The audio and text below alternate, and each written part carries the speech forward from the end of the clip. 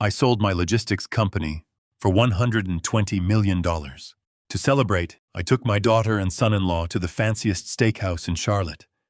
When I stepped out to take a call regarding the final wire transfer, a young waiter pulled me aside and whispered, "Sir, your daughter just emptied a white envelope into your wine glass." I went back to the table, created a distraction, and switched our glasses. 10 minutes later, she hit the floor. Before I continue this story, let me know where you are watching from in the comments below. Hit like and subscribe if you have ever had to stand up to family who underestimated your worth. The crystal rim of the Cabernet glass felt ice cold against my thumb. I stood in the shadow of the velvet drapery near the restroom hallway, listening to the bank executive confirm the 9-figure transfer. But my eyes were locked on my table 50 feet away. That was when Noah approached me. He was young, terrified, his hands gripping a silver serving tray so tightly his knuckles were white. "Sir," he whispered, looking over his shoulder. "Your daughter. She just poured a powder into your drink. I saw it from the service station." The revelation did not hit me like a sudden shock. It hit me like a sickening, inevitable confirmation. Natalie and her husband Miles had not invited me to this dinner to honor my lifetime of building a freight empire. They were here to execute a hostile takeover. I thanked the boy, handed him a $100 bill to drop a tray in the kitchen in exactly 2 minutes, and ended my phone call. I did not march over and scream. I embraced the absolute silence of a man who suddenly realizes he is sitting across from predators. I walked back to the table and smiled as Miles droned on about his failing tech investments. When the loud crash of shattered porcelain echoed from the kitchen doors, Natalie and Miles snapped their heads toward the noise. In that 2-second window, I switched my glass with hers. "To the future," I said, raising my fresh glass as they turned back around. Natalie smiled, a cold, calculating curve of her lips, and took a deep drink. I watched her swallow. I looked at her perfectly manicured hands glittering with diamonds I had paid for. I remembered my own hands 40 years ago, permanently stained with diesel grease, driving 18-wheelers through midnight ice storms just to keep a roof over her head. She was raised in country clubs and private schools. She grew up completely despising the grease and grit that bought her luxury. 10 minutes later, she stopped speaking mid-sentence. She did not just cough. Her eyes rolled completely back into her head. The wine glass shattered on the hardwood floor as she collapsed violently, her entire body going rigid in a terrifying seizure, foaming at the mouth against the white linen tablecloth. Pandemonium erupted instantly in the restaurant. Chairs scraped against the floor, patrons screamed, and waiters rushed forward with napkins. But my eyes were fixed entirely on Miles. He did not drop to his knees to comfort his convulsing wife. He did not yell for a doctor. Instead, he immediately dove under the mahogany table, his hands frantically clawing at my leather briefcase. Inside that briefcase was the biometric hard drive containing the secure clearance codes for the $120 million wire transfer. I dropped to the floor, instantly ripping the briefcase from his grip, pulling it tight against my chest. I played the role of the panicked, helpless, elderly father flawlessly. "Oh my God, my daughter! Somebody help her," I cried out, my voice shaking with fabricated terror. Miles glared at me, his eyes wide with a manic, frustrated fury, but he could not physically rip the bag from my arms without exposing his true priorities to the crowd of onlookers. Sirens wailed outside, and within moments paramedics stormed into the dining room. They hoisted Natalie onto a stretcher, strapping her down as her body continued to tremor. Miles grabbed my shoulders, his fingers digging painfully into my collarbone. "Dad, you need to go home," he commanded, pushing me toward the front doors. "Your heart cannot take this kind of stress. I will ride with her in the ambulance. Give me your bag and take a taxi home." It was a desperate, aggressive attempt to separate me from my assets and the scene of the crime. I refused. I shoved past him with a strength he clearly did not anticipate, clutching my briefcase, and forced my way into the back of the ambulance right behind the stretcher. Miles had no choice but to follow, his face pale with suppressed rage. Inside the ambulance, the harsh fluorescent lights illuminated the absolute chaos. The emergency technicians yelled out vital signs, grabbing a pair of heavy trauma shears to cut away Natalie's designer jacket so they could attach the defibrillator pads. As the expensive fabric was ripped apart, Miles leaned over the stretcher. In his frantic movement, a thick, folded legal document slid from his inner coat pocket and dropped onto the metal floor plates of the ambulance. Miles lunged for it with terrifying speed, snatching it up like a feral animal, but he was not fast enough. I saw the bold, notarized print clearly in the harsh light. Declaration of medical incompetence and general power of attorney. The ambulance slammed to a halt at the emergency room entrance. A swarm of doctors whisked Natalie through the swinging double doors, leaving Miles and me standing in the sterile, brightly lit waiting area. Hours dragged by in suffocating silence. Finally, the lead emergency physician emerged, his expression grim and completely baffled. He explained that Natalie had not suffered an aneurysm or a natural seizure. Toxicology screen results indicated she had ingested a synthetic, highly sophisticated paralytic sedative. It was a black market chemical specifically designed to mimic a massive fatal stroke. She was currently locked in a chemically induced coma, completely paralyzed, hovering on the edge of death. Miles did not miss a beat. He did not break down in tears. He did not ask if she would survive. Instead, he immediately pulled that thick legal document from his coat pocket and marched straight to the hospital administrator's desk. He slapped the power of attorney onto the counter loudly, declaring that his father-in-law was suffering from severe cognitive decline, and that he required immediate emergency financial control over all of my personal and corporate assets to supposedly pay for Natalie's specialized medical care. The absolute chilling truth settled over me like a shroud. The poison was meant for me. If I had consumed that wine, I would be the one lying in a coma on a ventilator. Miles would have used that exact piece of forged paper to legally intercept the $120 million wire transfer the precise second the financial markets opened in the morning. And I knew exactly why he was willing to commit murder to get it. 3 months ago, I had caught Miles secretly wiring $400,000 from my company payroll accounts to an untraceable offshore shell entity. He was drowning in catastrophic day trading debts. He owed millions to lethal underground syndicates who do not send collection letters but rather send armed men to collect their debts in blood. I turned my back on my treacherous son-in-law and retreated to a secluded hospital restroom. I locked the door and pulled out my phone to dial Simon, my ruthless corporate attorney. I needed the holding trust legally frozen immediately. But before I could press call, my phone vibrated in my hand. It was a text message from an unknown number. It was Noah, the young waiter from the steakhouse.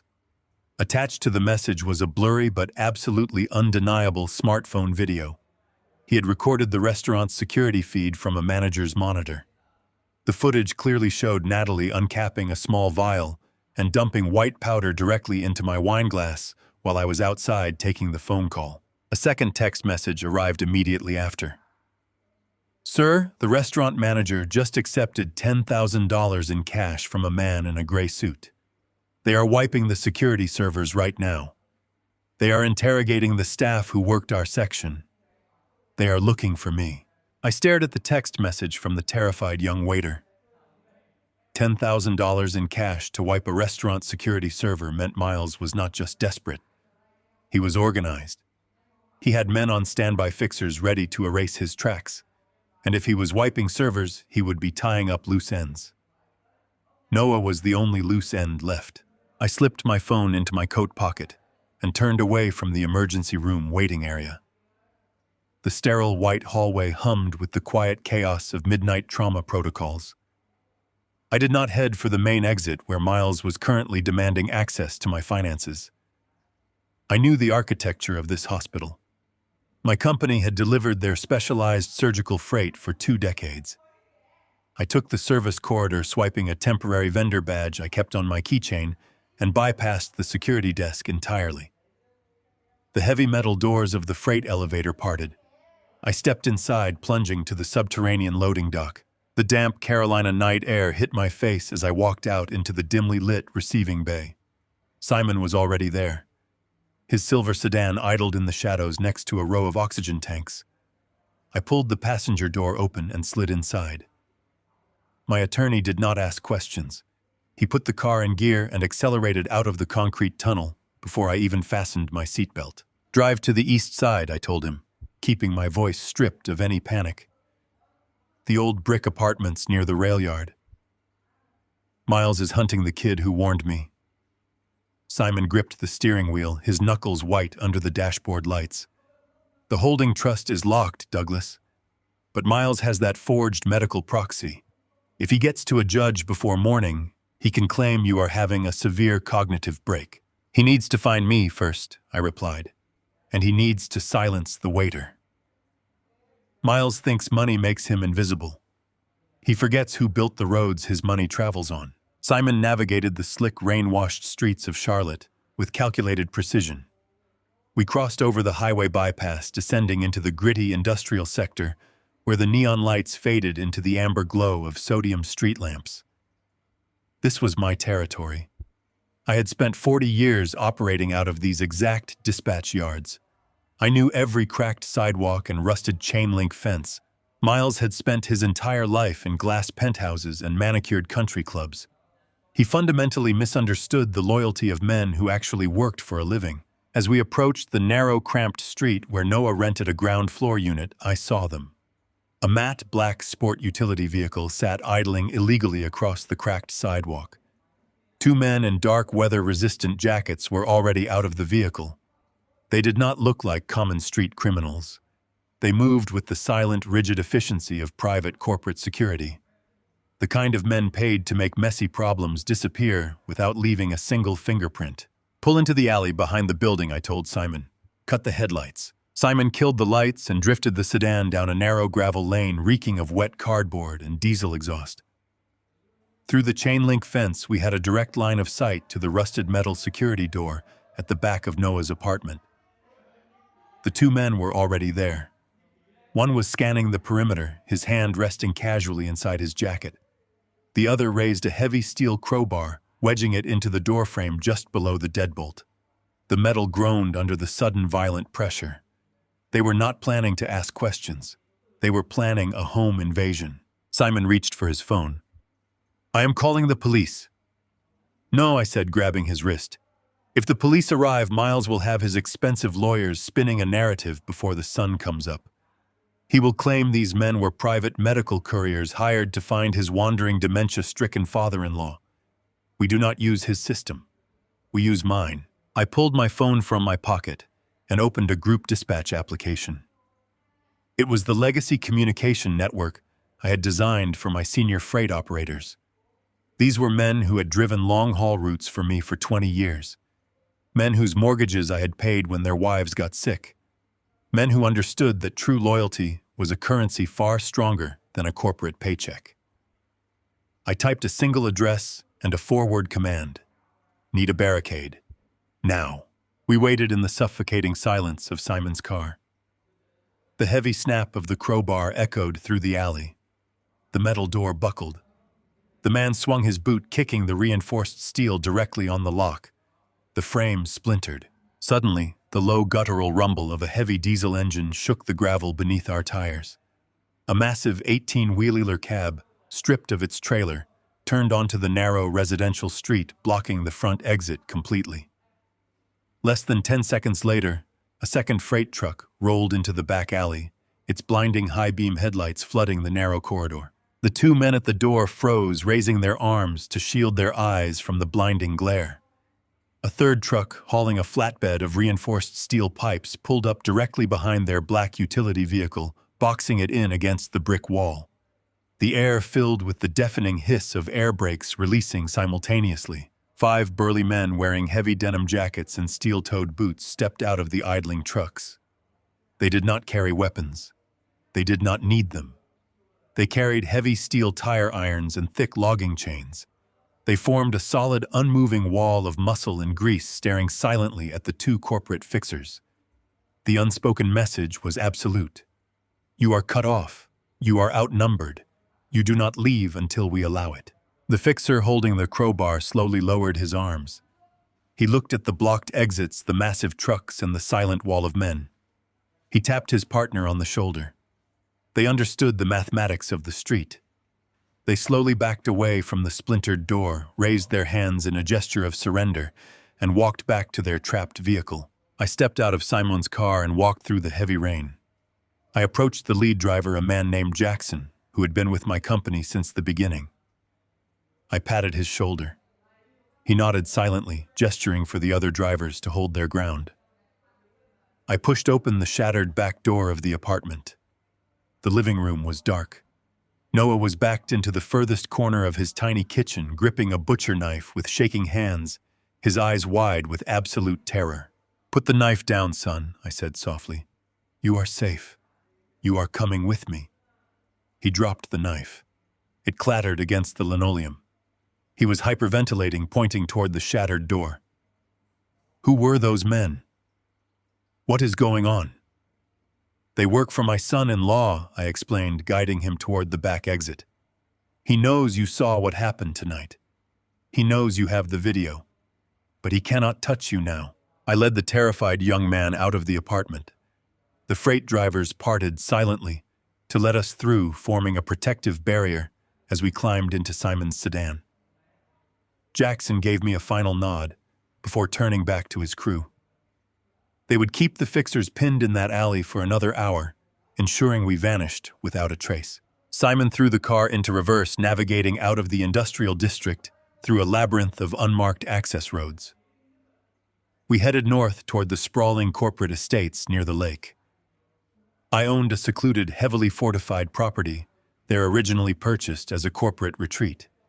It was off the official books, listed under an anonymous holding company. It was the perfect safe house. Noah sat in the back seat, clutching his phone to his chest. He was trembling, completely overwhelmed by the violent reality he had just been dragged into. I did not coddle him. I did not offer empty platitudes. I simply told him that as long as he held on to that video, I would ensure nobody ever laid a hand on him again. We pulled through the heavy iron gates of the safe house. The property was cloaked in darkness, surrounded by dense pine trees. Simon deactivated the perimeter alarms, and we ushered the young waiter inside. The house was stocked with provisions and secured with reinforced glass. I pointed Noah to a guest bedroom and told him to lock the door and try to sleep. The real battle was just beginning. I walked into the spacious living room, pouring myself a glass of water from the kitchen island. Simon placed his briefcase on the granite counter, his face pale and exhausted. He pulled out his laptop, ready to initiate the legal blockade on the holding trust. Before he could open the screen, his cell phone rang. It was a harsh, jarring sound in the silent house. Simon glanced at the caller identification. His expression hardened into a mask of pure dread. "It is the chief of police," Simon whispered, looking up at me. "Answer it," I instructed. "Put it on speaker." Simon tapped the screen and set the phone on the granite counter. "Chief," he said, maintaining a perfectly level, professional tone. "It is late. What can I do for you?" The voice on the other end was tense, clipped with authoritative urgency. "Simon, I need to know if you have seen Douglas Pierce tonight. We have a citywide alert out for him." Simon met my gaze. I remained perfectly still, listening to the trap snapping shut. "Why are you looking for Douglas, Chief?" "Miles just filed an emergency missing persons report," the chief explained. He provided a sworn statement and a preliminary medical proxy. According to his son-in-law, Douglas has been suffering from severe undocumented dementia. Miles claims Douglas suffered a violent paranoid delusion at dinner tonight, accidentally poisoned his own daughter's wineglass in a state of confusion, and then wandered off from the hospital before doctors could evaluate him. The silence in the safe house was absolute. Miles had not just anticipated my survival. He had weaponized the very poison he used on his wife to permanently destroy my credibility. He was not just trying to steal my money anymore. He was orchestrating my complete erasure from society. "We have officers searching the downtown grid," the chief continued, his voice echoing through the kitchen. "Miles is terrified that Douglas might hurt someone else or himself. If you know where he is, Simon, you need to tell me immediately. He is officially considered a danger to the public." The current of conflict pulled me under once again. Miles had masterfully manipulated the narrative, turning my tactical retreat into proof of my insanity. If I walked into a police station now to report an attempted murder, they would not see a victim. They would see a confused, dangerous old man desperately projecting his guilt. They would lock me in a psychiatric ward before I could even show them the video. Simon looked at me, his finger hovering over the mute button. He was waiting for my command. The board had been violently reset. Miles had the police, the medical proxy, and the narrative. But I had the truth, the silent waiter in the next room, and a lifetime of destroying arrogant men who thought they could outmaneuver me. "Tell him you haven't seen me," I whispered, my voice cold and absolute. "Tell him I am gone." The freezing rain hammered against the roof of the safe house. Simon stood in the kitchen looking at me, waiting for my command. I told him to stay inside with the terrified waiter, keep the doors locked, and remain completely silent. I turned the deadbolt and walked out into the downpour alone. I had barely reached the end of the gravel driveway when the blinding glare of red and blue police lights swept across the wet pine trees. 2 patrol cars violently blocked the only exit from the property. A pristine white medical transport van pulled up directly behind them, its tires sliding in the mud. The doors of the lead patrol car opened immediately. An officer stepped out into the freezing rain, his hand resting cautiously on his utility belt. But my eyes were entirely fixed on the man stepping out of the passenger side of the white medical van. It was Miles. He was no longer wearing the frantic, greedy expression I had witnessed at the restaurant. He had completely transformed his demeanor. He wore a perfectly tailored gray overcoat, looking every inch the exhausted, heartbroken family man. He rushed toward the police officers, shielding his face from the heavy rain, pointing a trembling finger directly at me. Douglas Miles cried out, his voice cracking with fabricated relief and manufactured sorrow. "Thank God we found you. We have been terrified. We thought you were going to wander into traffic." The police officers approached me with slow, measured steps. They spoke in the soothing, condescending tones typically reserved for frightened children or wounded animals. "Sir," the older officer said softly, holding his hands out with open palms. "We need you to stay perfectly calm. Your family has been looking all over the city for you. You have had a very confusing night." I stood motionless in the freezing rain, letting the water soak through my expensive wool coat. A woman in a dark raincoat stepped out of the back of the medical van. She carried a thick plastic clipboard and wore a laminated identification badge from a private psychiatric evaluation firm. She looked at me with deep, entirely manufactured pity. "Mr. Pierce," she said gently, "my name is Dr. Eris. Your son-in-law called our emergency crisis unit. He provided us with your recent medical history and a legally notarized power of attorney. We know about the terrible accident at the steakhouse tonight. We know you did not mean to hurt your daughter. We just want to get you some medical help before you accidentally hurt yourself again." The sheer brilliance of the ambush struck me like a physical blow. Miles had completely inverted reality.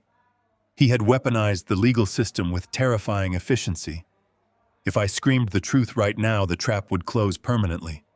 If I pointed at Miles and yelled that he was a cartel money launderer who had poisoned his own wife to steal $120 million, I would sound like a textbook paranoid schizophrenic suffering from severe delusions. If I physically fought back, if I demanded they search the safe house for a hiding waiter with video evidence, the police would violently restrain me. They would write in their official report that I was suffering from a violent, persecutory, psychotic break. Miles had constructed a flawless psychological prison around me in less than 2 hours. The lock on that prison door was my own credibility. I looked at the smug, tragic mask glued so perfectly to Miles's face. I did not feel fear. I felt a cold, familiar, absolute clarity. I remembered the ruthless corporate raids of the early 1990s. Back then, I was a young logistics director facing massive predatory conglomerates, trying to swallow my fledgling freight company whole. Those corporate raiders would leverage debt, choke my supply lines, and wait for me to panic. They wanted me to fight back loudly and desperately in open court, draining my own capital until I bankrupted myself. I survived those brutal years by mastering one simple, unbreakable rule of warfare. The absolute best way to destroy a hostile takeover is to let your enemy firmly believe they have already won. You must surrender the outer walls. You must play dead. You let them walk blindly and arrogantly into your fortress, completely unaware that you have quietly rigged the very foundation with explosives. I looked at the police officers and the psychiatric evaluator. I allowed my shoulders to slump forward heavily. I let my hands tremble just enough to look frail and vulnerable. I lowered my head, staring at the wet gravel beneath my shoes. "I am so tired," I whispered, letting my voice waver with manufactured exhaustion and deep confusion. "I do not know what happened tonight. Everything in my head is so cloudy right now. I just want to rest." Miles froze. He had fully prepared for a bitter fight. He had prepared for me to rage against his forged documents, to scream about his debts, and to demand my corporate lawyers. My immediate total submission momentarily shattered his carefully rehearsed rhythm. He stared at me, his eyes narrowing in the darkness, frantically searching my face for the hidden trap. But I gave him absolutely nothing to analyze. I gave him only the hollow, vacant stare of a broken old man whose mind was rapidly slipping into the dark. The evaluator smiled sympathetically and placed a gentle, patronizing hand on my wet shoulder. "It is going to be all right, Mr. Pierce," she murmured. "We have a quiet private room waiting for you at our clinic. You are going to get the best care possible." Miles stepped forward, attempting to regain total control of the narrative. He reached out to take my arm, but I shrank away from him, playing the frightened elder perfectly. The police officer subtly blocked Miles, instructing him to let the medical team handle the delicate transport. I was guided into the back of the white van. I sat on the cold vinyl bench, staring blankly out the reinforced wire mesh window as the heavy metal doors slammed shut, locking me inside. The drive to the high-security neurological clinic was silent and oppressive. The rain continued to hammer relentlessly against the roof of the van. When we finally arrived, I was escorted through a secure side entrance into a sterile, blindingly white receiving room. The air smelled sharply of strong antiseptic and bleached linen. A team of orderlies approached me with quiet, practiced efficiency. They did not ask for my consent. Miles's forged power of attorney had completely stripped me of my fundamental civil rights. They cataloged my belongings. They took my gold watch. They took my leather belt. They took my wallet. Then the lead orderly reached for the heavy leather briefcase I had been clutching tightly to my chest since the restaurant. I tightened my grip for a fraction of a second, the natural instinct of a man fiercely protecting his life's work. Inside that case was the biometric hard drive holding the ultimate security clearance for the $120 million wire transfer. But I relaxed my muscles. I released my grip. I let the orderly pull the briefcase from my hands. I watched him place it into a clear plastic evidence bin. I knew without a shadow of a doubt that Miles would have that bin legally signed over to his custody before the sun came up. I was led down a long, quiet corridor, lined with heavy, solid wooden doors. There were no handles on the inside of the rooms. The evaluator directed me into a sparse, chillingly quiet space containing nothing but a single narrow bed, a bolted-down desk, and a small window covered in thick steel mesh. "Get some sleep, Mr. Pierce," she said softly from the threshold. "The senior physician will begin your comprehensive cognitive assessment in the morning." She stepped out into the hallway. The heavy door swung shut. The magnetic lock engaged with a loud final click that echoed through the small room. I stood alone in the center of the sterile space. I was officially a prisoner of my own empire, confined by the very wealth I had spent 4 decades building. Miles had flawlessly executed the first major phase of his theft. He controlled the public narrative. He had my daughter silenced indefinitely in a chemical coma, and now he had physical possession of the briefcase. The clinical mandate for a suspected dementia patient involved in a medical emergency dictated a mandatory 72-hour psychological hold. I could not be legally released, contacted, or represented by independent counsel until the medical board completed their exhaustive evaluation. For 72 unbroken hours, Miles would be completely free to operate in the shadows. He had exactly 3 days to bypass the biometric security lock on the hard drive, forge my final corporate authorization, and drain the $120 million into his cartel laundering accounts to save his own life. The timeline was set. The isolation was absolute. But as I sat down on the edge of the narrow bed in the darkness, a cold smile crept across my face. Miles thought he had buried me, but he had merely given me the perfect alibi for the total destruction I was about to unleash. I sat on the edge of the narrow vinyl bed, wearing the thin cotton scrubs they had issued me upon arrival. The morning light filtering through the reinforced wire mesh was gray and unforgiving. The clinic room was designed to completely disorient. There was no clock on the blank white walls. There were no sharp corners, no shadows, no places to hide. It was an environment engineered to strip a man of his agency and reduce him to a compliant patient. But I was not a patient. I was a man waiting for the sun to go down. The heavy door clicked open. A man with a clipboard stepped inside, flanked by a silent security orderly. He introduced himself as Dr. Evans, the senior psychiatric evaluator assigned to my case by my concerned son-in-law. Evans had the smooth, practiced voice of a man who dealt exclusively with the broken and the confused. He sat on the bolted chair opposite my bed and began a relentless, condescending interrogation. He asked me to state my full name and the current year. He asked me to identify the president. He handed me a piece of paper and asked me to draw the face of a clock showing 10 minutes past 11. I knew exactly what he was doing. Miles had paid a small fortune to have me designated as a hostile paranoid dementia patient. Evans was here to poke and prod until I finally snapped. If I raised my voice, if I refused to participate, if I demanded a lawyer and ranted about my daughter being poisoned, Evans would check a box on his clipboard confirming severe persecutory delusions. So I gave him absolutely nothing to use against me. I answered every single question with a mild, placid smile. I drew the clock with perfectly steady hands. When he asked me if I felt confused or threatened by my family, I simply lowered my eyes and murmured that I was just a tired old man who had experienced a very overwhelming evening. I leaned into the vulnerability. I let my voice soften into a weak, defeated rasp. I spent 40 years negotiating billion-dollar freight contracts with the most aggressive corporate vultures in the country. I learned very early that the most terrifying weapon in any room is absolute stillness. Evans kept pushing, asking leading questions about my relationship with Miles, trying to extract a spark of the paranoia he was hired to document. But he could not find a single crack in my facade. After 2 grueling hours, he finally stood up, visibly frustrated by my total compliance.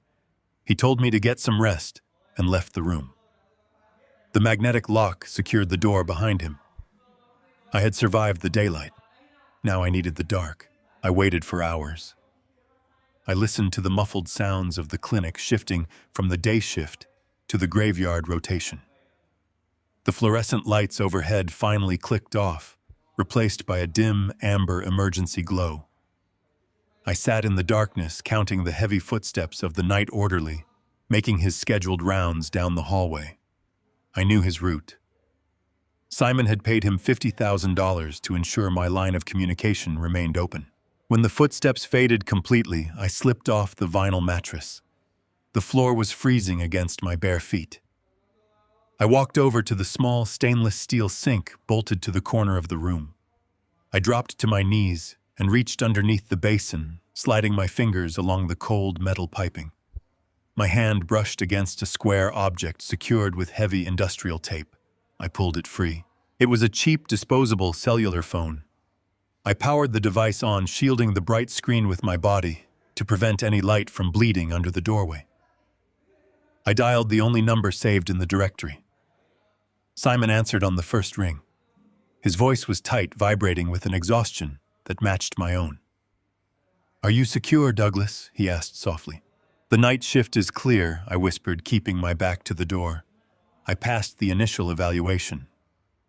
They think I am a docile, exhausted old man. Miles has bought himself a false sense of security. Tell me you have something we can use. Simon let out a long, heavy breath over the receiver. I spent the last 14 hours auditing the offshore routing numbers Miles provided to the bank yesterday. I used the forensic accountants you kept on retainer from the old corporate merger days. We dug past the initial shell companies in the Cayman Islands. We broke through the secondary holding firms in Panama. Miles is not just a bad day trader, Douglas. He is in far deeper than we ever imagined. Explain it, I commanded, staring at the blank white wall of my cell. The debt is not a standard margin call, Simon continued, his tone dropping an octave. Miles has been moving money for a sanctioned international cartel. He was acting as a high-level American launderer, washing their illicit cash through his failing tech startups. But his investments tanked last quarter. He lost a massive shipment of their capital. He tried to cover the losses by siphoning the $400,000 from your payroll, but that was just a drop in the ocean. The cartel conducted an audit. They discovered the missing funds.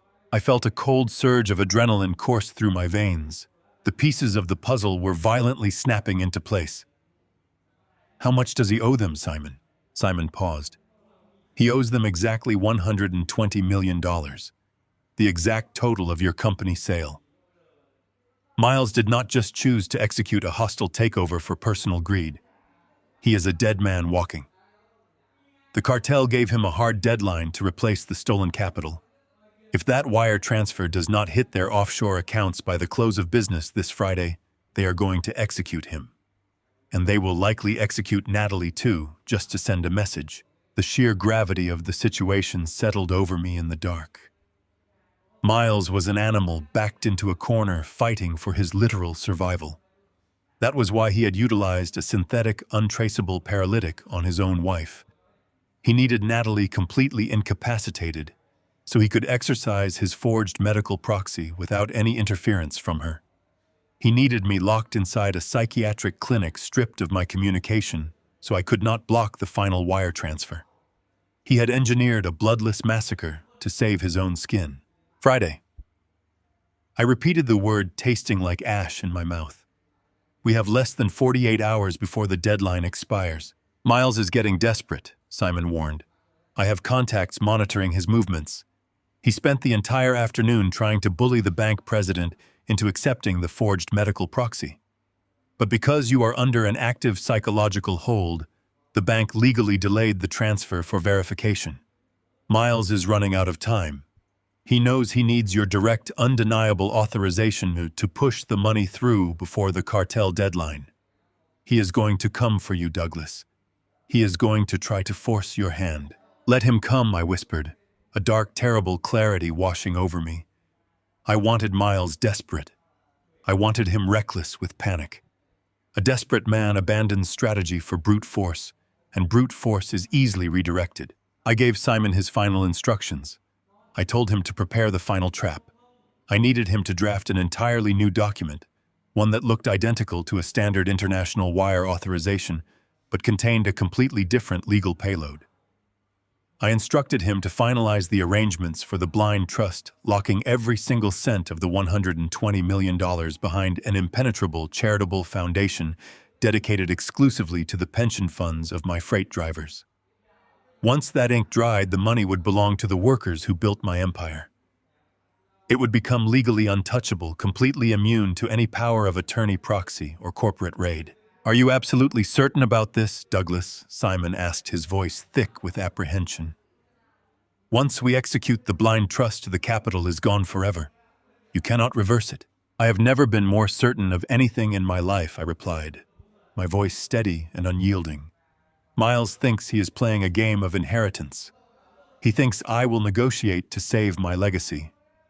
I am going to show him what happens when a man is perfectly willing to burn his own kingdom to the ground just to watch the invaders burn with it. I ended the call. I powered down the burner phone and slid it back into the hidden crevice beneath the stainless steel sink.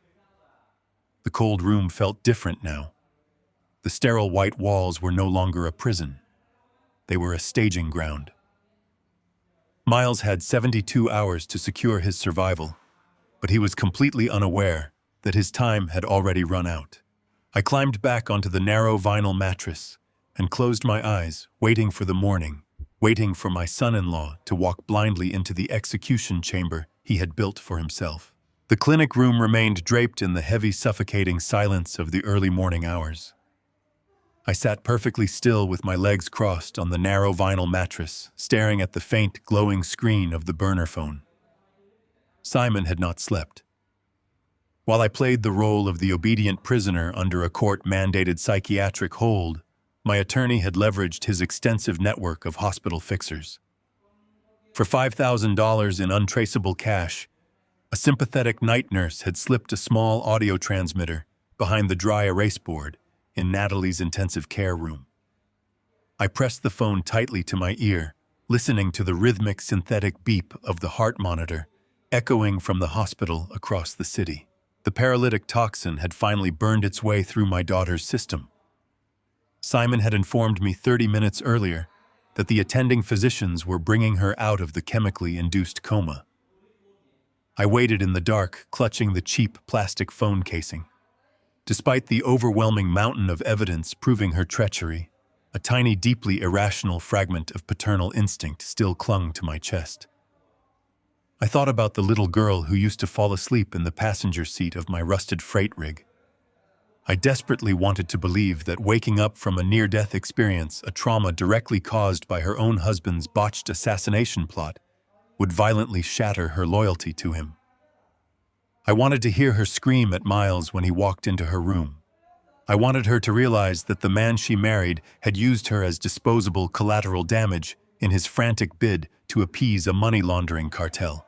The heavy wooden door of the hospital room clicked open on the audio feed. I held my breath. The sharp, decisive thud of expensive leather shoes crossed the linoleum floor. Miles spoke, his voice slick and completely devoid of any genuine relief. "You are awake," he whispered. Natalie let out a dry, agonizingly raspy cough. Her voice was weak, scraping violently against her throat.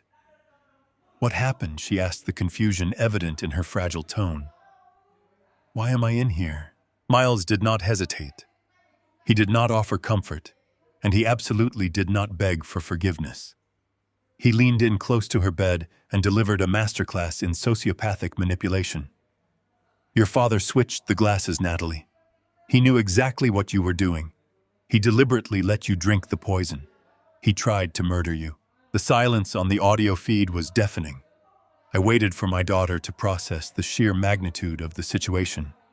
I waited for her to realize that she was the one who had smuggled the lethal powder to the celebration, and her husband was the one who had supplied it. I waited for the outrage of a woman realizing her partner had nearly killed her. But Miles did not give her a second to think. "We are entirely out of time," he continued, his tone shifting into a harsh, demanding cadence. "The bank legally blocked the transfer. The cartel deadline is tomorrow morning. If I do not wire that $120 million by sunrise, they are going to murder us both. The police are already asking questions about the incident at the steakhouse. We have to control the narrative right now." I heard the distinct, crisp rustle of heavy paper being unfolded. Miles smoothed a document over her rolling hospital tray. "I told the police your father is suffering from a violent, rapid-onset dementia," he explained smoothly. "I told the detectives he had a paranoid delusion at dinner and poured the powder into your glass while we were distracted. I have a sworn police affidavit right here. I just need your signature. If you sign this legally confirming you saw him poison your drink during a manic episode, the authorities will permanently remand him to a state medical facility. They will immediately validate the power of attorney. The money will be ours by daylight, and we will be safe." The rhythmic beeping of the heart monitor accelerated on the feed. The humming of the clinic's ventilation unit suddenly felt oppressively loud in my cell. I closed my eyes in the dark room, waiting for my daughter to reject the monstrous proposition. I waited for her to throw the pen in his face. Instead, her raspy voice stabilized, hardening into a cold, clinical tone that froze the blood in my veins. "What kind of facility?" she asked. There was no outrage. There was only logistics. Miles promised her it would be a luxury psychiatric ward, a comfortable high-end medical prison with manicured lawns, organic catering, and private nurses. Natalie let out a long, weary sigh. I listened as she began to rationalize the complete and absolute destruction of my life. He never knew how to actually live anyway, she whispered, her voice dripping with a profound, chilling arrogance. All he ever did was work. He smelled like diesel fuel and cheap coffee for the first 20 years of my life. He does not understand what this kind of money means to us, Miles. A luxury medical ward is honestly better than a federal penitentiary. If we say he completely lost his mind, he avoids a messy criminal trial. He gets a quiet room to fade away in, and we get the freedom he was far too stubborn to give us. It is the most humane way to handle this situation. The last microscopic thread of my paternal illusion disintegrated instantly in the dark. Natalie was not a tragic victim of her husband's manipulation. She was an active, willing architect of my demise. She was sitting in a hospital bed, her throat still raw from a lethal neurotoxin, calculating the most efficient, guilt-free method to lock her own father in a padded cell forever. She deeply resented the blue-collar blood and sweat that had purchased her elite education and her designer wardrobe. She was executing my freedom solely to preserve her vanity and shield her husband from the cartel. I heard the sharp metallic click of a ballpoint pen being engaged. I heard the rough scratch of ink dragging aggressively across the thick legal paper. She was signing the affidavit. She was legally testifying to the police that I was a violent, dementia-stricken attempted murderer. The physical stroke of that pen severed 40 years of blood sacrifice and loyalty. Perfect, Miles whispered, the arrogant triumph radiating clearly through the audio feed. I love you, Natalie. I will be back as soon as the wire transfer clears. The heavy hospital door clicked shut. The feed returned to the steady mechanical beeping of the life support machines. I lowered the burner phone from my ear. The silence inside my isolated clinic room felt absolute, but it was no longer suffocating. It was entirely liberating. The father who had worried about his daughter's survival was dead. Only the corporate executioner remained. Simon spoke through the receiver, his voice tight with barely contained rage. "Douglas," he said softly, "did you hear all of that?" I heard every single word, I replied, my voice completely stripped of warmth or hesitation. My daughter is gone, Simon. There is absolutely nothing left to mourn. Where is Miles heading right now? He has the signed affidavit, Simon confirmed, typing rapidly on a keyboard in the background. But he is not going to the police station to file it yet. My surveillance contacts confirm he just pulled his vehicle out of the hospital parking garage. He is heading directly toward your clinic. He knows that even with the affidavit, he still needs your biometric thumbprint or your direct physical signature to override the secondary security protocol on the hard drive. He is coming to force a total surrender. Let him come, I said, staring at the reinforced steel mesh covering my tiny window. The sun was just beginning to rise over the North Carolina tree line, casting long gray shadows across the sterile linoleum floor of my cell. Miles firmly believed he held all the winning cards. He believed he had cornered a sick, exhausted, heartbroken old man. He had absolutely no idea that he was walking straight into the blast radius of a trap I had already set in motion. The heavy magnetic lock on my clinic door disengaged with a sharp, metallic clack. I remained seated on the edge of the vinyl mattress, staring down at my bare feet, projecting the image of a man whose spirit had been entirely hollowed out by the long, terrifying night.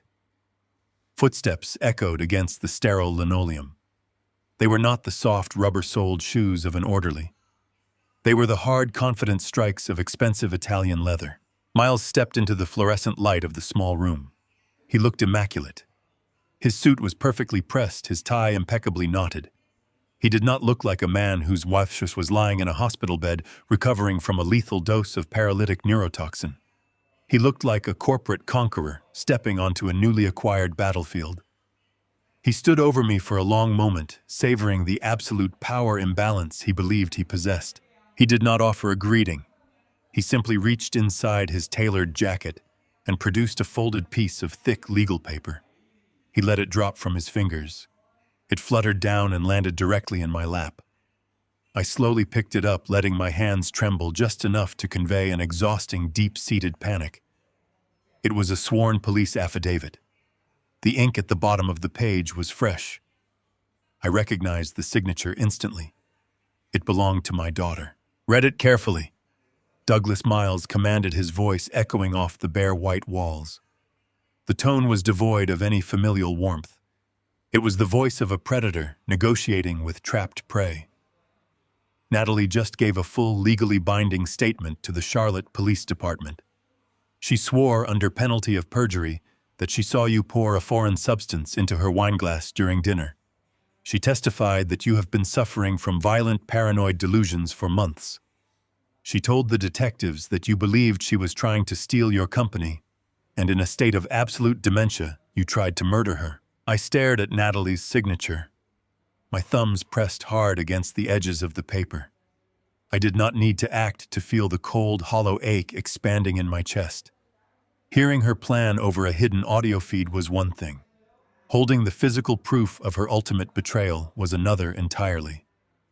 I let a long, ragged sigh escape my lungs, letting my shoulders collapse inward, while I whispered, keeping my eyes locked on the floor. I gave her everything. I built an empire so she would never have to know what a struggle actually looked like. Miles let out a sharp, mocking laugh. "You built a prison, Douglas. You held that company over our heads like a loaded weapon. You made sure we knew exactly where the money came from and exactly who controlled it. You never respected me. You looked at me like I was a parasite. And now you are sitting in a locked psychiatric cell, and I am the one holding the keys to the rest of your life." He paced the short length of the room, his leather shoes clicking a steady, arrogant rhythm. "The situation is very simple," he explained, stopping directly in front of me. "The bank delayed the wire transfer because of this medical hold. I need the money released today. I do not have time to battle your corporate lawyers in probate court. I need your direct physical authorization to permanently override the biometric security lock on the hard drive you so desperately tried to keep from me." He reached into his jacket again and withdrew a second document, placing it on the mattress next to the affidavit. He set a heavy gold fountain pen directly on top of it. "This is an irrevocable wire authorization form," Miles stated, his voice dropping into a lethal, quiet cadence. "It bypasses the holding trust and immediately releases the $120 million to the offshore routing numbers I provided. You are going to pick up that pen, Douglas. You are going to sign on the dotted line." I slowly raised my head, forcing my eyes to widen with manufactured terror. "And if I refuse?" Miles leaned down, bringing his face inches from mine. "If you refuse, I walk out of this clinic and hand Natalie's signed affidavit directly to the district attorney. You will be formally indicted for attempted murder before the sun goes down. Because of your age and the severity of the crime, they will deny bail. You will be transferred from this comfortable medical facility to a federal penitentiary. You will spend the rest of your miserable life surrounded by concrete and razor wire, and the state will eventually award Natalie the company anyway. You lose either way." He straightened up, smoothing the lapels of his suit jacket. "But if you sign that paper right now, I will personally shred the police affidavit. Natalie will tell the detectives she made a mistake due to the trauma of the medical emergency. We will establish a very generous, very quiet retirement trust for you. You will be transferred to a luxury assisted living facility by the lake. You will have a private room, organic meals, and nurses who will bring you your medication every morning. You will simply fade away quietly, and we will never have to speak to each other again." I looked at the wire authorization document. I let my breathing become shallow and erratic. I needed him to believe that he had completely broken my spirit. I needed him to see a man looking at the terrifying prospect of dying in a federal prison and choosing the coward's way out. I reached for the gold fountain pen. I made sure my fingers fumbled slightly against the smooth metal casing. I gripped the barrel, letting the tip hover over the signature line. Miles watched me with breathless anticipation. The arrogant smirk on his face widened, morphing into a look of absolute intoxicating triumph. He was seconds away from securing the capital he desperately needed to appease a lethal cartel. He thought he had outsmarted a man who had spent 4 decades crushing corporate rivals. He thought his sheer ruthlessness had won the day. I pressed the nib of the pen against the paper. I slowly, deliberately signed my full legal name, making sure the signature matched my official corporate standard perfectly. I dropped the pen onto the mattress. I pushed the signed authorization document toward him, keeping my eyes fixed firmly on my lap. There, I whispered, my voice thick with absolute defeat. "You have everything. Now leave me alone." Miles snatched the document from the bed with lightning speed. He quickly scanned the signature, verifying its authenticity. He folded the paper carefully and slid it into his breast pocket, patting the fabric to ensure it was secure. He looked down at me, his eyes gleaming with pure, unadulterated contempt. "You built an incredible empire, Douglas," he said, his voice dripping with condescension.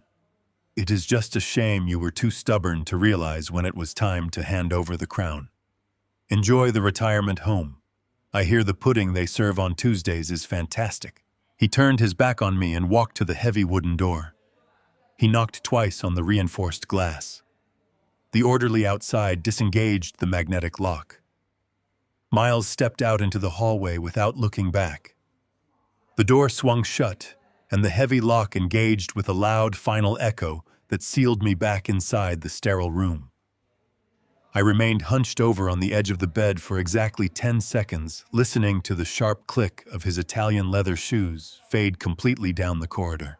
The moment the hallway fell silent, my posture instantly changed. The manufactured slump vanished from my shoulders. The trembling in my hands ceased entirely.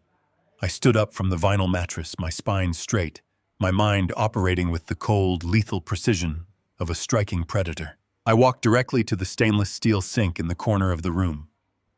I reached underneath the basin and pulled the hidden burner phone from its taped housing. I powered the device on the screen, casting a pale, bluish glow across my face. I dialed Simon's direct line.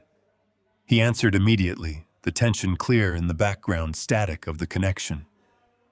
"It is done," I said, my voice steady, stripped of all the fragile weakness I had just projected. "Did he take the authorization?" Simon asked, his tone tight with anticipation. "He took it," I confirmed, staring at the locked door of my cell. "He thinks he just secured his offshore transfer.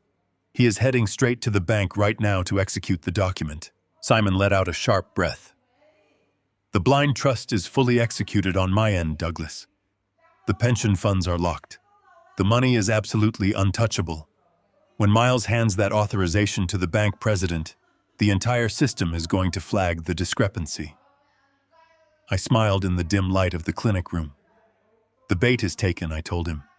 "Prepare the final strike." The morning sun finally pierced the heavy wire mesh covering my small window. The mandatory 72-hour medical hold had officially expired. I sat on the edge of the rigid vinyl mattress and waited in the absolute silence. I did not slouch. I did not stare blankly at the floor. The time for playing the broken and defeated patriarch was over. Miles was already in possession of the wire authorization document. He was currently making his way to the bank to finalize his theft. Every passing minute brought the cartel closer to receiving the capital I had bled for 4 decades to acquire. The magnetic lock on the heavy wooden door disengaged with a sharp metallic clack. Dr. Evans stepped into the sterile room. He held a thick plastic clipboard against his chest. He looked completely bored and utterly complacent. He clearly assumed this final evaluation was nothing more than a tedious administrative formality. He believed he was simply going to check a few boxes, confirm my severe cognitive decline, and permanently transfer my medical custody over to my treacherous son-in-law. "Good morning," Douglas Evans said, his voice dripping with that familiar, sickeningly sweet condescension. "How are we feeling on this beautiful day? Do we know what day it is?" I stood up slowly. I squared my shoulders and looked him directly in the eyes. The sudden shift in my physical presence made him instantly freeze. "I feel exceptionally well, Dr. Evans," I said, keeping my voice perfectly level and razor-sharp. I know that today is Friday. I know that I am being held in a private neurological facility under false pretenses. And I know with absolute certainty that you are about to face the total destruction of your medical career. Evans blinked, taking a small involuntary step backward toward the door. Now, Douglas, he stammered, raising his clipboard like a shield. Let us remain calm. Your son-in-law warned me about these sudden paranoid outbursts. We do not want to use sedatives today. I stepped forward, closing the distance between us. I did not raise my voice. I wielded my lucidity like a blade.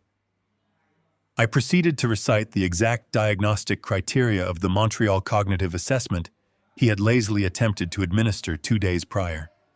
I detailed every single flaw in his observational methodology. I cited the specific North Carolina legal statutes governing involuntary psychiatric holds and medical proxy validations. I pointed out that diagnosing rapid onset dementia caused by a single emotional trauma contradicted every established neurological precedent in the medical community. You did not order an MRI. I told him, my words echoing coldly off the bare walls. You did not request a comprehensive blood panel. You relied entirely on a forged police affidavit provided by a desperate man who stands to inherit $120 million the exact second you declare me incompetent. That is not medical negligence, Dr. Evans. That is criminal complicity in a massive financial fraud. The color drained completely from his face. His mouth opened, but he could not form a single coherent word. He realized in that terrifying instant that he was not speaking to a dementia patient. He was speaking to a corporate apex predator who had just memorized every single mistake he had made. Before Evans could attempt to defend himself, the heavy door swung open again. Simon walked into the room. My attorney was flanked by the clinic director of security. Simon did not offer a polite greeting. He simply slapped a thick manila folder directly onto the doctor's clipboard.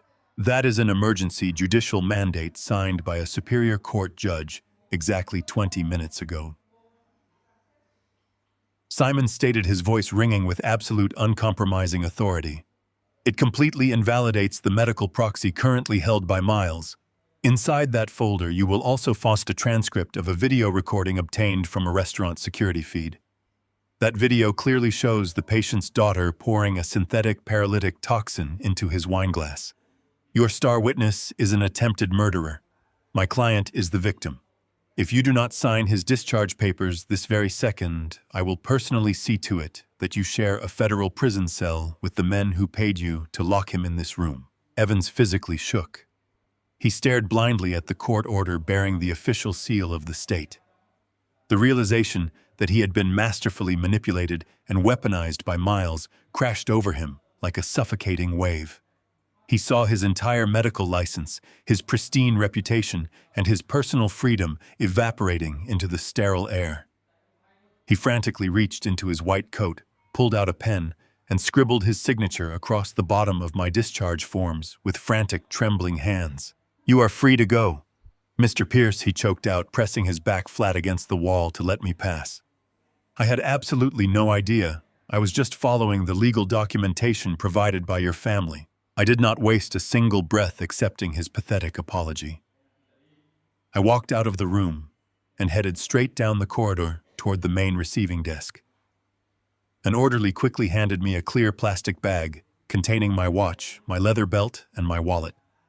The heavy biometric briefcase was gone. It had been signed over to Miles the night before, just as I had anticipated. I strapped the heavy gold watch to my wrist. I was no longer a prisoner. The shadow war was over. The overt confrontation had officially begun. Simon and I exited the clinic through the automatic glass doors. The freezing morning air was crisp and biting. We climbed into his silver sedan. Simon slammed his foot down on the accelerator before my passenger door even clicked shut. The tires screeched violently against the damp asphalt as we shot out of the clinic parking lot, heading straight for the towering skyline of downtown Charlotte. How much time do we have left? I asked, watching the traffic blur past the windows. Simon checked the digital clock glowing on the dashboard console. Miles has a 20-minute head start. My inside contacts at the branch confirm that he and Natalie are already inside First National Bank. They just bypassed the main teller floor entirely. They are sitting in the executive conference room right now. Miles is presenting your signed authorization directly to the bank president. He is demanding the immediate release of the funds. The final pieces were sliding into position. Miles believed he was in the final glorious stretch of his ultimate victory. He believed he was moments away from pushing the money into his offshore accounts, satisfying his ruthless cartel masters, and securing his stolen empire. He had his newly awakened poisoned wife sitting in a wheelchair beside him, flawlessly playing the role of the tragic, traumatized victim.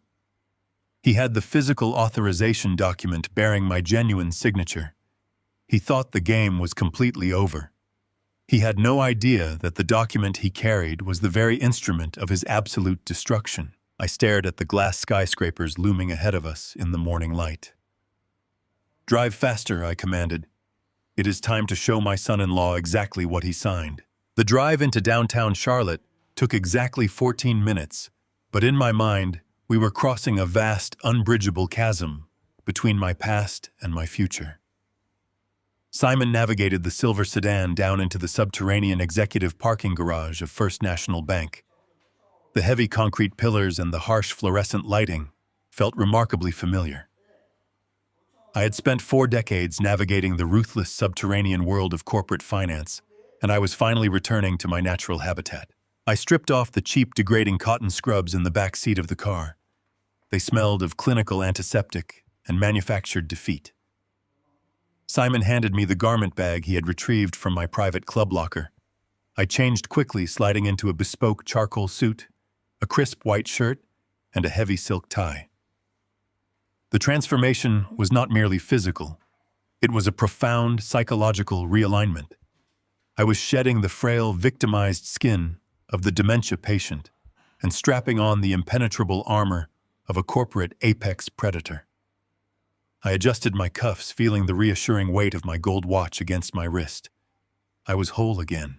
We bypassed the public lobby entirely and rode the private executive elevator up to the top floor. Simon reached into his coat pocket and handed me a small, discreet wireless earpiece. My oldest friend in the financial sector, Arthur, was the current president of First National Bank. 30 years ago, when Arthur was just a struggling branch manager, fighting off a vicious, hostile takeover from a predatory lending firm, I had quietly moved my entire freight company payroll into his vaults. That single maneuver had provided him with the necessary liquidity to survive the raid and eventually seize control of the entire banking group. We had built our respective empires side by side, bound by a silent code of absolute loyalty. Arthur knew exactly what Miles was attempting to do today, and he had graciously left his desk intercom line open for us. I stood in the hushed, heavily carpeted hallway just outside the main executive conference room. The walls were constructed of thick, frosted glass, blurring the figures inside into vague, shifting shadows. But the audio feed transmitting into my ear was crystal clear. Inside the room, the tension was thick enough to choke on. I could hear the frantic, agitated rhythm of my son-in-law pacing across the hardwood floor. His expensive Italian leather shoes clicked in a rapid, erratic cadence.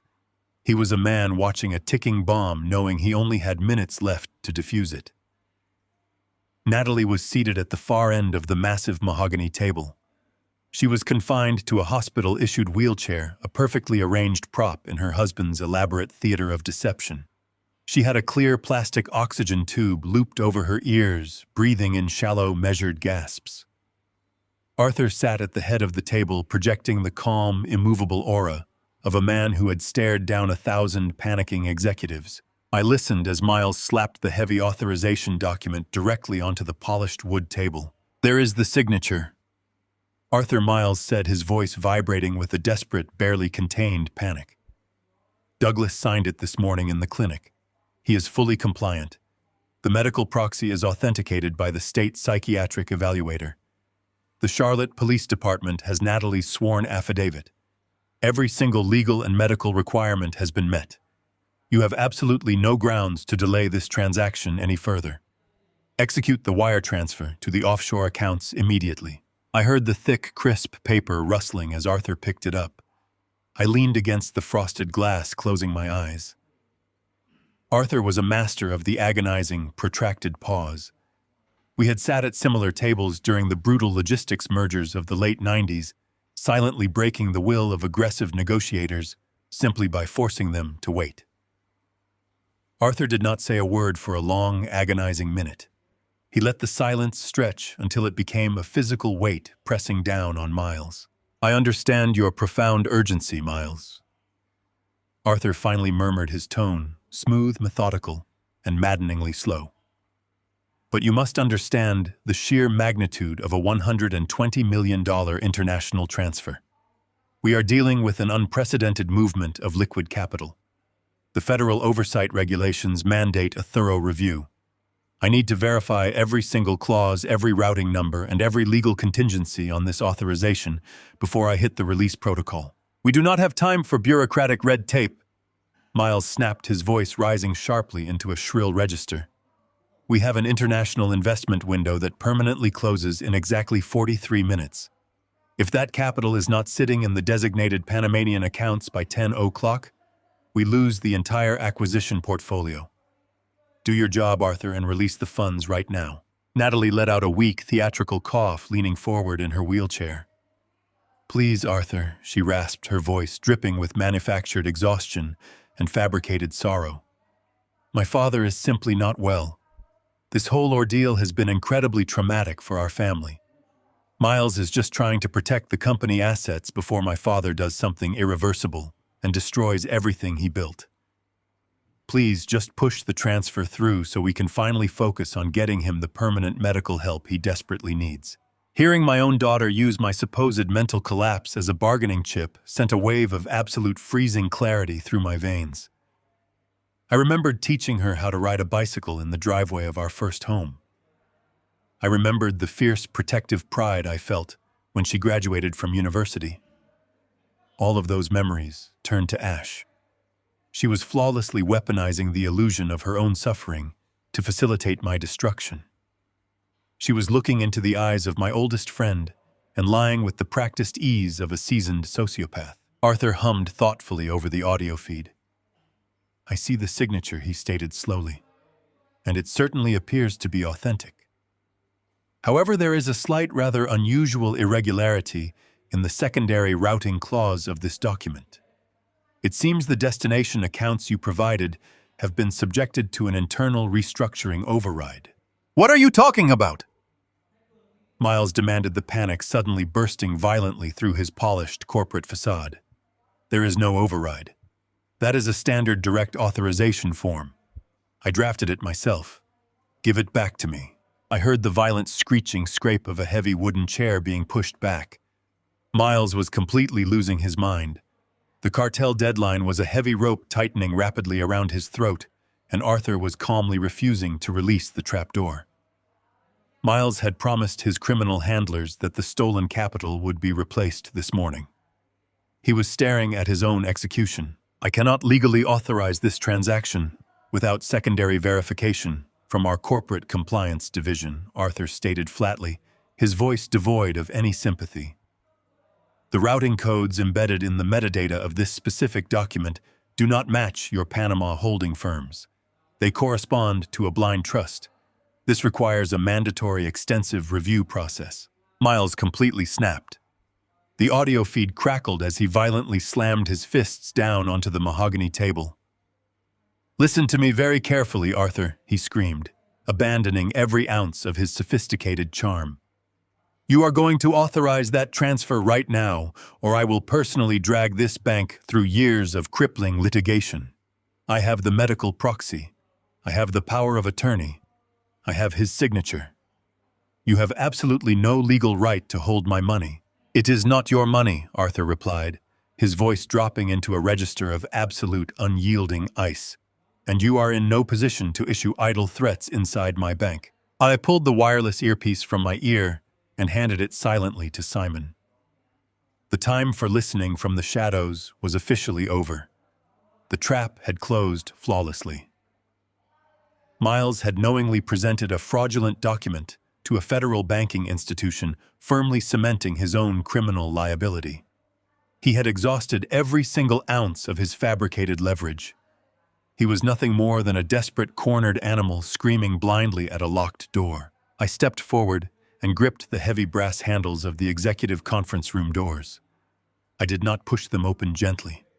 I shoved them inward with a violent, explosive force that sent them crashing loudly against the interior walls. The heavy thud echoed through the room like a cannon shot. Miles spun around instantly, his face flushed with frantic rage, his hands still trembling above the table. Natalie gasped loudly, her hands gripping the armrests of her wheelchair, the color draining completely from her cheeks. I stepped slowly into the conference room. I was no longer the shivering, broken elder they had abandoned in a clinical cell just hours prior. I stood tall, my bespoke suit fitting like a suit of armor, my posture perfectly rigid, my expression chiseled from cold granite. I looked completely sane, fiercely authoritative, and entirely merciless. I locked my eyes directly onto my treacherous son-in-law and watched the absolute terror shatter his world into dust. Miles stared at me from across the conference room, his face twisting from absolute shock into a mask of desperate, cornered fury. He looked frantically at Arthur, pointing a trembling finger in my direction, and demanded that the bank president summon security immediately. He raised his voice, shouting that I was a hostile intruder, suffering from a severe psychotic break. He slammed his palm onto the polished wood, frantically reminding Arthur of the medical proxy, insisting that I was a dangerous dementia patient who had violently escaped a secure psychiatric facility. He commanded the room to remove me before I hurt someone, his voice cracking under the immense strain of his crumbling reality. He reached for the desk phone, ordering Arthur to dial the authorities, completely unraveling in real time. I did not raise my voice. I did not acknowledge his frantic yelling. I stepped fully into the executive conference room and let the heavy oak doors swing shut behind me. The soft click of the latch echoed through the sudden silence I imposed on the space.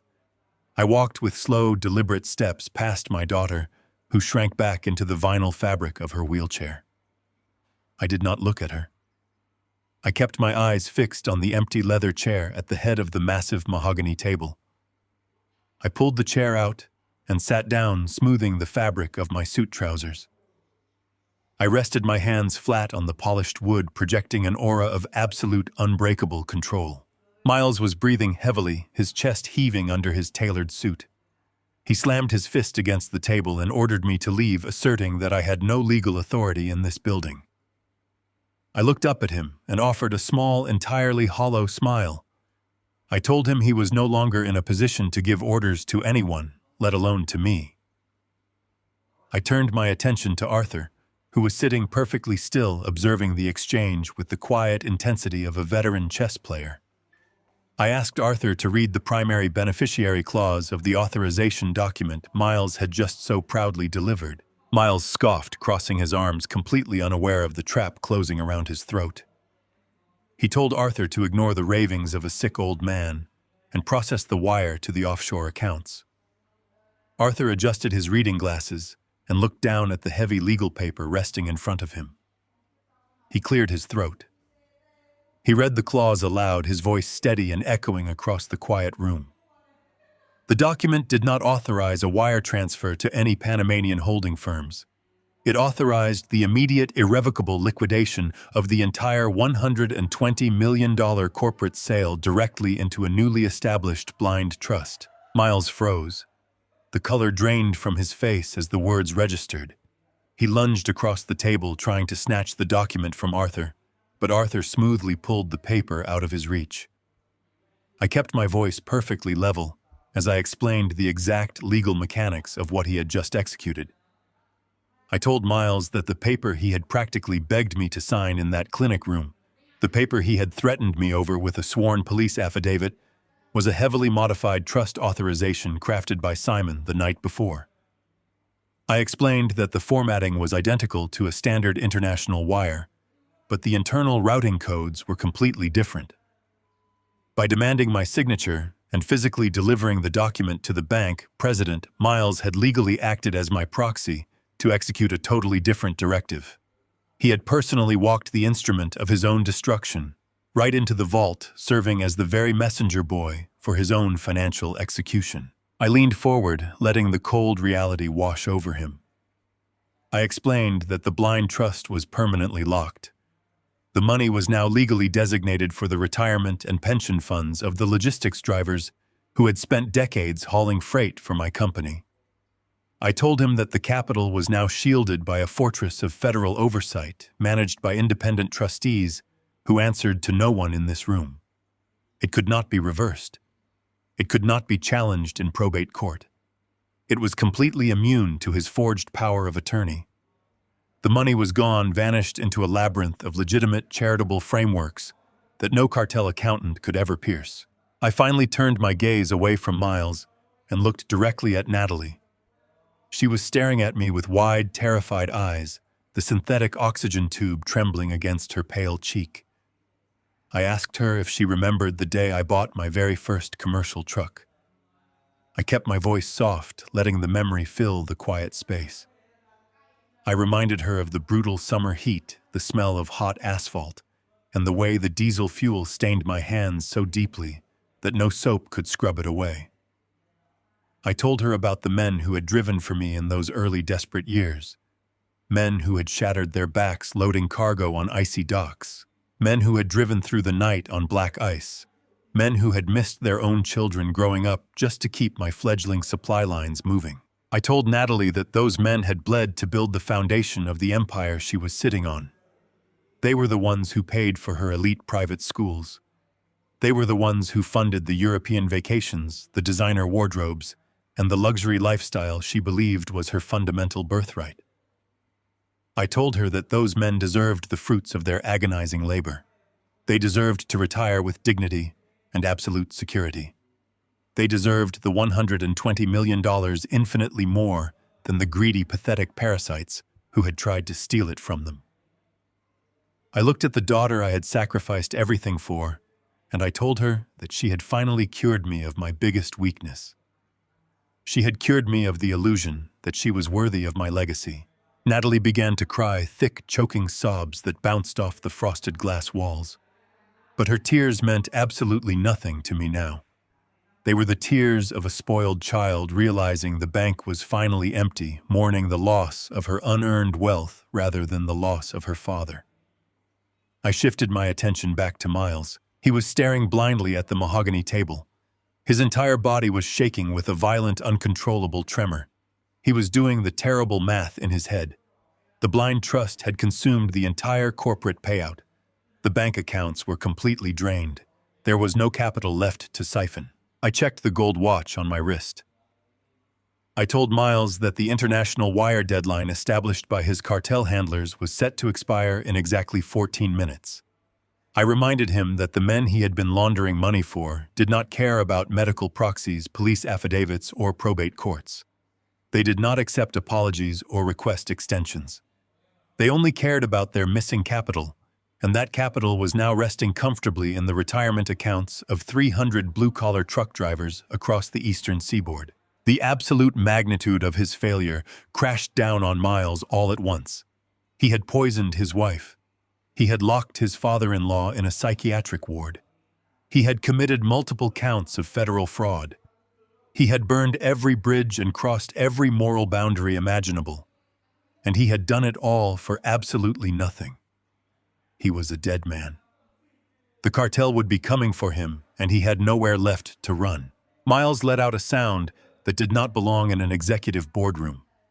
It was a raw, primal scream of absolute terror and unrestrained fury. He kicked his heavy wooden chair backward, sending it crashing violently into the frosted glass wall. His eyes were wide, bloodshot, and completely devoid of human reason. He lunged across the polished mahogany table, his hands outstretched, aiming directly for my throat. Miles launched himself across the polished mahogany table with the blind, mindless fury of a cornered animal. His tailored suit jacket tore at the shoulder as he scrambled over the polished wood, his hands outstretched, his fingers clawing at the air, aiming directly for my throat. He was no longer a sophisticated corporate executive. He was a desperate man, watching his very life evaporate before his eyes, stripped of his arrogance, reduced to nothing but raw, pathetic panic. He screamed my name, a ragged sound that tore from his lungs, echoing violently against the thick, frosted glass walls of the bank conference room. I did not flinch. I did not raise my hands to defend myself. I sat perfectly still in my leather chair at the head of the table, my posture rigid, my expression completely hollow. I simply watched him come. I had spent 4 decades anticipating the desperate moves of greedy men, and I knew he would never reach me. Before Miles could even cross the center of the massive table, the heavy side doors of the adjoining executive office flew open. The response was immediate, brutal, and flawlessly synchronized. 2 large men in dark conservative suits surged into the conference room with terrifying speed. They did not wear the uniforms of private bank security. They moved with the unmistakable, practiced violence of federal law enforcement. The first agent grabbed Miles by the collar of his ruined suit jacket, halting his forward momentum instantly. The second agent secured his waist, pulling him backward off the table and slamming him violently against the frosted glass wall. The heavy impact rattled the entire room. Miles gasped, all the air driven from his lungs, his face pressed painfully against the cold glass as his arms were wrenched behind his back. A third figure stepped through the open doorway, moving with a calm, unhurried authority that immediately dominated the chaotic space. It was Detective Russo from the Financial Crimes Division. He was a tall, broad-shouldered man with sharp, observant eyes and a demeanor that suggested he had seen every variation of human greed and deception. Russo did not shout. He did not draw a weapon. He simply walked to the edge of the table, buttoning his suit jacket, radiating the absolute crushing weight of the federal government. Arthur sat quietly in his chair, adjusting his reading glasses. He had known Russo was waiting in the adjoining office the entire time. The trap had been set long before Miles ever set foot inside the bank. Simon stepped forward from his position near the main doors.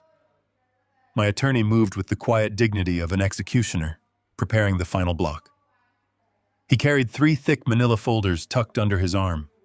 The room descended into a heavy, suffocating silence, broken only by the sound of Miles taking ragged, panicked breaths against the glass wall. Natalie sat frozen in her hospital-issued wheelchair, her hands gripping the armrests so tightly, her knuckles were completely white. The color had entirely vanished from her face. She looked like a ghost trapped in a nightmare of her own making. Simon stood beside my chair. He looked at Miles, then down at Natalie before placing the first manila folder onto the center of the mahogany table. He opened the cover with a sharp, deliberate flick of his wrist. "This is the end of the illusion," Simon stated, his voice ringing with absolute clarity. Inside the first folder was a stack of high-resolution photographs and a secure digital tablet. The images were printed from the security footage Noah had captured at the restaurant. I looked at the glossy photographs spread across the table. They showed a clear, undeniable sequence of events. They showed my daughter, the little girl I had sworn to protect, leaning over the table while I was distracted. They showed her hand hovering over my wine glass. They showed the small, distinct vial of synthetic paralytic powder tilted downward. Detective Russo stepped closer, pointing a thick finger at the photographs. "We have chain of custody on the raw video files," he explained, looking directly at Natalie. "The waiter you thought you could easily dismiss handed the footage directly to my division. We watched you poison your own father. We watched you intentionally consume a trace amount of the toxin to fabricate an alibi. We have the toxicological reports from the hospital confirming the exact chemical compound in your bloodstream matches the residue found in the vial recovered from your husband. Your entire narrative of a tragic medical emergency is a documented lie." Natalie opened her mouth, her lips trembling violently, but no sound came out. The pristine mask of the victimized daughter shattered into a million irreparable pieces. Simon did not give them a moment to breathe. He dropped the second manila folder onto the table, the heavy thud echoing through the quiet room. He flipped it open, revealing hundreds of pages of densely packed financial spreadsheets, bank logs, and highlighted offshore routing numbers. This folder, Simon continued, his tone dropping into a cold, clinical register, contains the complete audit of the tech startups your husband claimed were suffering from minor market fluctuations. My forensic accountants bypassed your secondary holding firms in Panama. We followed the money all the way down to the bedrock. We have the complete ledger of your transactions with a sanctioned international cartel. We have the exact dates, the exact amounts, and the exact digital signatures proving you have been laundering millions of dollars in illicit cash for organized crime.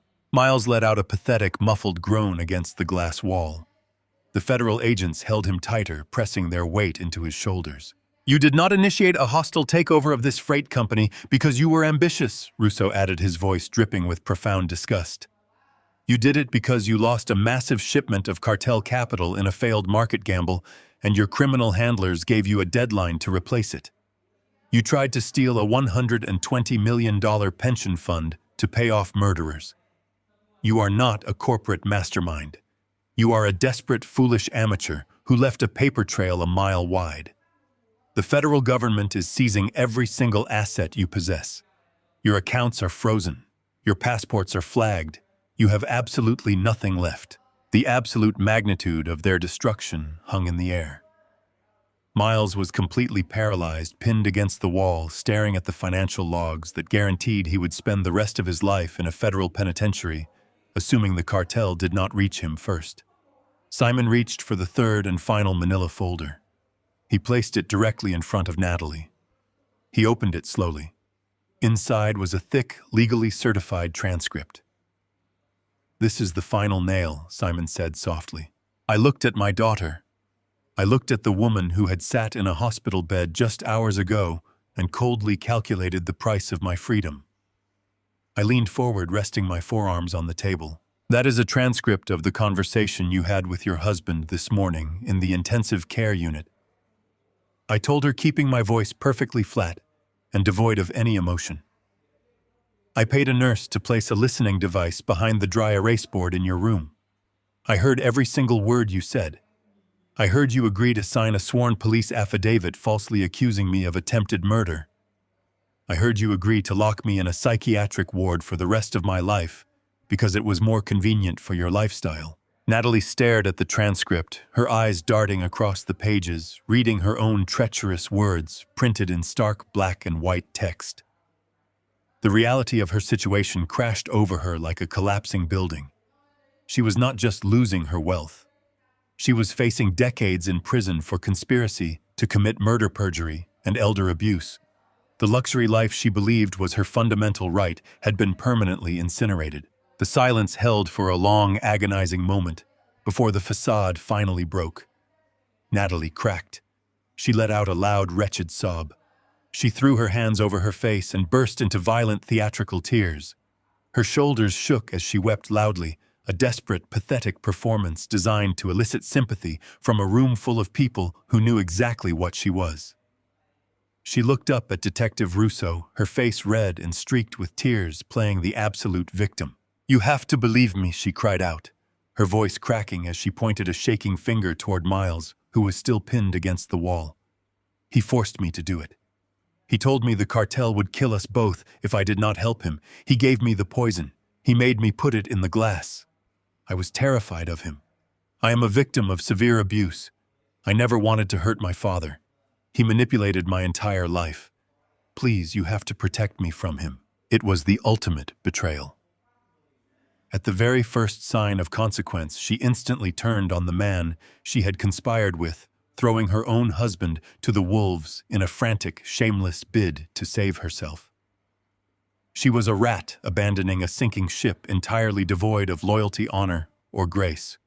She continued to weep loudly, begging the federal agents for mercy, pleading for understanding, repeating her fabricated narrative of victimhood over and over again. Detective Russo did not look at her with pity. He did not offer comfort. He simply took a single step forward and raised one large, heavy hand. It was a quiet, authoritative gesture that demanded absolute silence. The sheer power radiating from the federal investigator was immovable. Natalie choked on her tears, her voice dying instantly in her throat. She stared up at Russo, her mouth hanging open in stunned silence. "The performance is over," Russo stated, his voice echoing with cold, unyielding finality. "Save your tears for the federal judge. You are both under arrest." Miles stood completely frozen against the frosted glass wall of the executive conference room. His lungs pulled in shallow and ragged breaths. The absolute certainty of his destruction was finally settling over his manicured features. He pushed himself off the glass and tried to straighten his ruined suit jacket. He was attempting to summon the last pathetic reserves of his corporate bravado. He looked at Detective Russo with a sneer that trembled violently at the edges. "I am not saying another word to you," Miles stated, his voice tight and dripping with a manufactured arrogance. "I know exactly how this game is played. I want my attorney. I want the senior partners from my legal firm down here immediately. You have no idea who you are dealing with." Russo did not blink. The federal agent simply reached into his coat pocket and pulled out a standard pair of heavy steel handcuffs. He looked at Miles with an expression of profound pity mixed with absolute disgust. "You do not have a legal firm anymore," Miles Russo replied evenly. "You do not have senior partners. You do not have a retainer. In fact, you do not even have a checking account." Miles scoffed and shook his head, looking around the room as if expecting someone to validate his delusion. "That is completely absurd," he snapped. "I have millions in diversified assets. I have equity." Simon stepped forward and placed his hands flat on the mahogany table. He looked at the man who had tried to steal my life. "You have absolutely nothing," Simon corrected him gently. "The $120 million you plan to steal is locked inside an irrevocable blind trust for the pension fund. It is legally untouchable. The capital you previously managed was seized by the federal government 30 minutes ago under the Racketeer-Influenced and Corrupt Organizations Act. Your offshore holding companies have been frozen by international authorities. Your primary residence is currently being raided by federal agents. Your luxury vehicles have been impounded. You are entirely destitute." The air seemed to violently evacuate the conference room. Miles stared at Simon, his mouth opening and closing in a desperate, pathetic rhythm. The realization hit him with the force of a physical blow. The high-priced lawyers he relied upon to bully his way out of consequences required money. He had zero leverage. He had zero capital. He was completely at the mercy of a public defender and a federal judge who already possessed a mountain of irrefutable evidence against him. Russo stepped forward and grabbed Miles by the arm. The federal agent spun him around and slammed him face first against the glass wall. Miles let out a sharp cry of pain. The agent pulled his arms sharply behind his back. The heavy metal handcuffs engaged with a loud ratcheting click. It was the sharpest, most definitive sound I had ever heard. It was the sound of a parasite finally being severed from its host. Natalie began to scream. The performance was over. The calculating sociopath who had signed a sworn affidavit condemning her father to a psychiatric ward was completely gone. She was thrashing violently against the constraints of her hospital wheelchair. The second federal agent stepped forward and gripped the handles of her chair, securing her in place. She turned her tear-streaked face toward me, her eyes wide with a desperate, primal terror. "Dad!" She sobbed, her voice breaking into a pathetic wail. "Dad, please do not let them do this. You have to stop them. I am your daughter. I am your little girl. He made me do it. He forced me. You have to tell them I am innocent. Please, Dad." I stood at the head of the long mahogany table and looked down at the woman who shared my blood. I felt a strange, sweeping emptiness in my chest. There was no sadistic joy in this moment. There was no triumphant surge of vindication. I did not feel the fiery satisfaction of a hard-fought victory. I felt only the quiet, profound relief of a surgeon who had just successfully excised a malignant, suffocating tumor from his own body. The rot had been completely removed. I was finally clean. I did not offer her a word of comfort. I did not shout at her for her unspeakable betrayal. I simply looked at her with the cold, detached expression of a man observing a complete stranger. "You made your choice, Natalie," I said softly. "You chose to pour the poison into my glass. You chose to sign a document condemning me to a padded cell. You chose the money over your own father. Now you get to live with the consequences of that choice." Natalie wailed, dropping her face into her hands. The federal agent tilted her wheelchair back and began rolling her toward the heavy oak doors. Russo hauled Miles backward by the chain of his handcuffs. Miles was stumbling his legs, barely able to support his own weight. He looked at me one last time as Russo shoved him toward the exit. His eyes were completely hollow. He was a dead man walking. Simon and I followed the procession out of the executive conference room. Arthur stood by his desk, giving me a silent, respectful nod as we passed. We walked down the thick, carpeted hallway toward the private elevators. The heavy steel doors slid open. Russo shoved Miles inside. The agent pushing Natalie rolled her in right beside him. Simon and I stepped into the confined space, standing shoulder to shoulder with the federal agents. The ride down to the main floor was agonizingly slow. The only sound was the jagged, frantic weeping of my former daughter. The elevator chimed and the polished steel doors slid open to reveal the bustling public lobby of First National Bank. Dozens of patrons and tellers immediately stopped what they were doing. The clatter of commerce ground to an absolute halt. The entire floor fell into a stunned, breathless silence as they watched two federal agents marching a handcuffed corporate executive and a sobbing woman in a wheelchair out into the open. Miles kept his head down. The shame and the utter humiliation radiated from his trembling shoulders. He was being paraded through the very financial institution he had arrogantly planned to conquer just an hour earlier. We moved steadily across the expansive marble floor toward the revolving glass doors at the front entrance. I walked a few paces behind the federal agents, watching the destruction of my enemies unfold with clinical detachment. As we neared the exit, my eyes swept across the crowd of stunned onlookers. Near the central teller stations, leaning casually against a polished marble pillar, stood a man in a sharp-tailored gray suit. He did not look surprised by the spectacle. He did not whisper to the person standing next to him. He was completely still. He held a leather briefcase in one hand and a cellular phone in the other. Miles raised his head for a fraction of a second. His eyes met the gaze of the man in the gray suit. I watched Miles physically stumble. His knees completely buckled.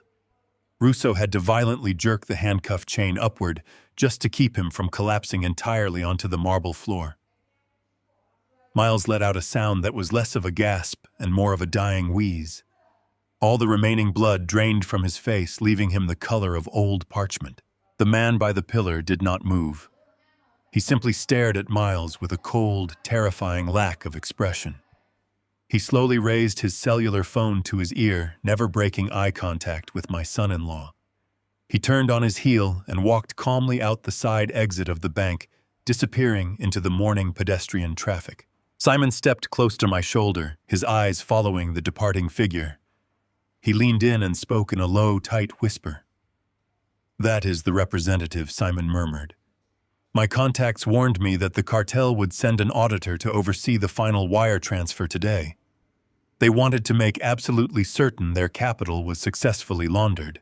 I looked at Miles as Russo shoved him violently through the revolving glass doors and out into the blinding morning sunlight. The truth of the situation was absolute and uncompromising. Miles was not just going to federal prison for money laundering and attempted murder. He had just failed to deliver $120 million to one of the most ruthless criminal syndicates on the planet. The man in the gray suit had just witnessed his total operational failure. Miles was completely doomed. The legal system would lock him in a concrete cell for the rest of his natural life, but the legal system could not protect him from the reach of the men he had stolen from. The cartel had eyes everywhere. They had reach behind the razor wire. Miles would spend every single day of his incarceration looking over his shoulder, waiting for a sharpened piece of steel in the cafeteria line or a sudden fatal accident in the recreation yard. He had traded a comfortable life of luxury for a guaranteed death sentence. I stepped out onto the concrete sidewalk, the warm Carolina sun washing over my face. Two black federal vehicles were idling at the curb, their red and blue lights flashing silently against the glass facade of the bank. Russo shoved Miles into the back seat of the lead vehicle. The agent pushing Natalie maneuvered her wheelchair toward a waiting medical transport van coordinated by the authorities.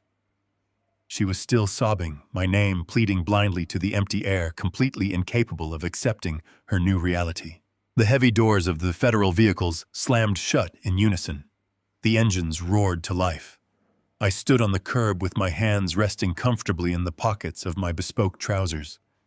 I watched the vehicles pull away from the bank, merging seamlessly into the heavy morning traffic, carrying the toxic remnants of my family away forever. The morning air tasted incredibly clean. I turned my head and looked at Simon. The brilliant, exhausted attorney who had stood by my side through the darkest hours of my existence offered a slow, tired smile. The shadow war was over. The empire was safe. The men who had built it would receive their rightful reward. I took a deep breath, ready to finally begin again. The elevator doors glided open to reveal the reception area of Simon and his legal partners. The top floor of the firm was a sanctuary of polished marble and acoustic perfection. The manic chaos of the bank lobby below felt like a distant memory up here in the quiet altitude of ultimate authority. I walked past to the empty reception desk and headed straight for the heavy double doors at the end of the corridor. I pushed them open and stepped into my attorney's private office. The room smelled of expensive leather and old paper. The afternoon sun was pouring through the floor-to-ceiling windows, casting long geometric shadows across the pristine Persian rug. Noah was sitting on the edge of a deep leather sofa. He looked entirely out of place in his faded denim jeans and worn canvas sneakers. He was leaning forward with his elbows resting on his knees. His hands were clasped so tightly together that his knuckles were entirely white. The young waiter was vibrating with a palpable, suffocating terror. He looked like a man expecting the floor to drop out from beneath him at any given second. I closed the heavy wooden doors behind me. The solid click of the latch made Noah jump violently. His head snapped up and his eyes went wide with panic. He looked at me, then looked frantically toward the window, as if expecting a sniper to take aim from the adjacent skyscraper. He was just a kid, working a double shift to pay his rent. He had stumbled blindly into a shadow war involving federal agents, synthetic poisons, and international money laundering. He had every right to be absolutely terrified. I walked across the room and took a seat in the leather armchair directly across from him. I did not offer a polite greeting. I did not attempt to soothe him with empty platitudes. I looked him directly in the eyes and addressed the suffocating weight in the room. "You believe they are coming for you, Noah," I said, keeping my voice perfectly level and calm. "You believe that because you handed that security footage over to federal investigators, my son-in-law and his associates are going to find you and punish you for destroying their operation." Noah swallowed hard. His throat bobbed nervously. He nodded his head, his voice coming out as a strained, breathless whisper. "They are cartel people, Mr. Pierce," he stammered, his eyes darting frantically around the quiet office. "Those guys do not just let things go. They have hitmen. They have people everywhere. I saw the news alerts on my phone while I was waiting in here. I saw that your son-in-law was arrested. If he tells those people that I was the one who gave up the tape, they will kill me. I cannot go back to my apartment. I cannot go back to the restaurant." I leaned forward and rested my forearms on my knees, mirroring his posture, but projecting an aura of absolute immovable safety. I let the silence stretch for a moment, allowing his frantic heartbeat to settle against the quiet calm of the room. "You are looking at the board from the wrong angle, Noah," I told him, speaking with the slow, deliberate cadence of a man who had dismantled empires. "Miles is not going to tell his handlers anything about you. Miles is currently sitting in a federal holding cell, desperately trying to figure out how to survive the week. The men he was laundering money for do not care about a waiter who handed over a security tape. They only care about the $120 million that Miles promised them and failed to deliver. You are completely irrelevant to their bottom line. The cartel is not looking for the man who filmed the betrayal. They are looking exclusively for the man who lost their capital. Noah stared at me, his breathing slowly beginning to even out. He blinked, processing the brutal mathematical logic of the criminal underworld I had just laid out before him. You are not a target. I continued, my voice firm and uncompromising.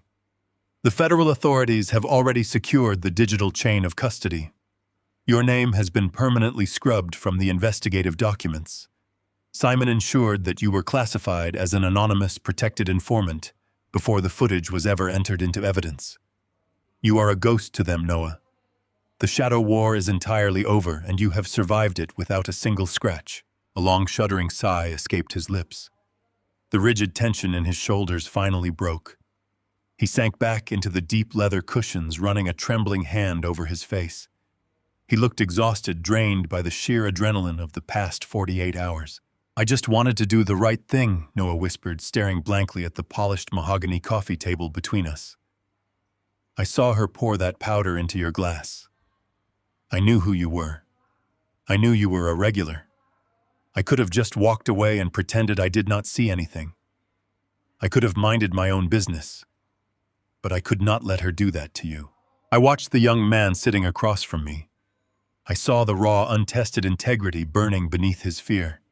He had risked his own life, his own safety, and his own meager livelihood to protect an old man he barely knew. He had not done it for money.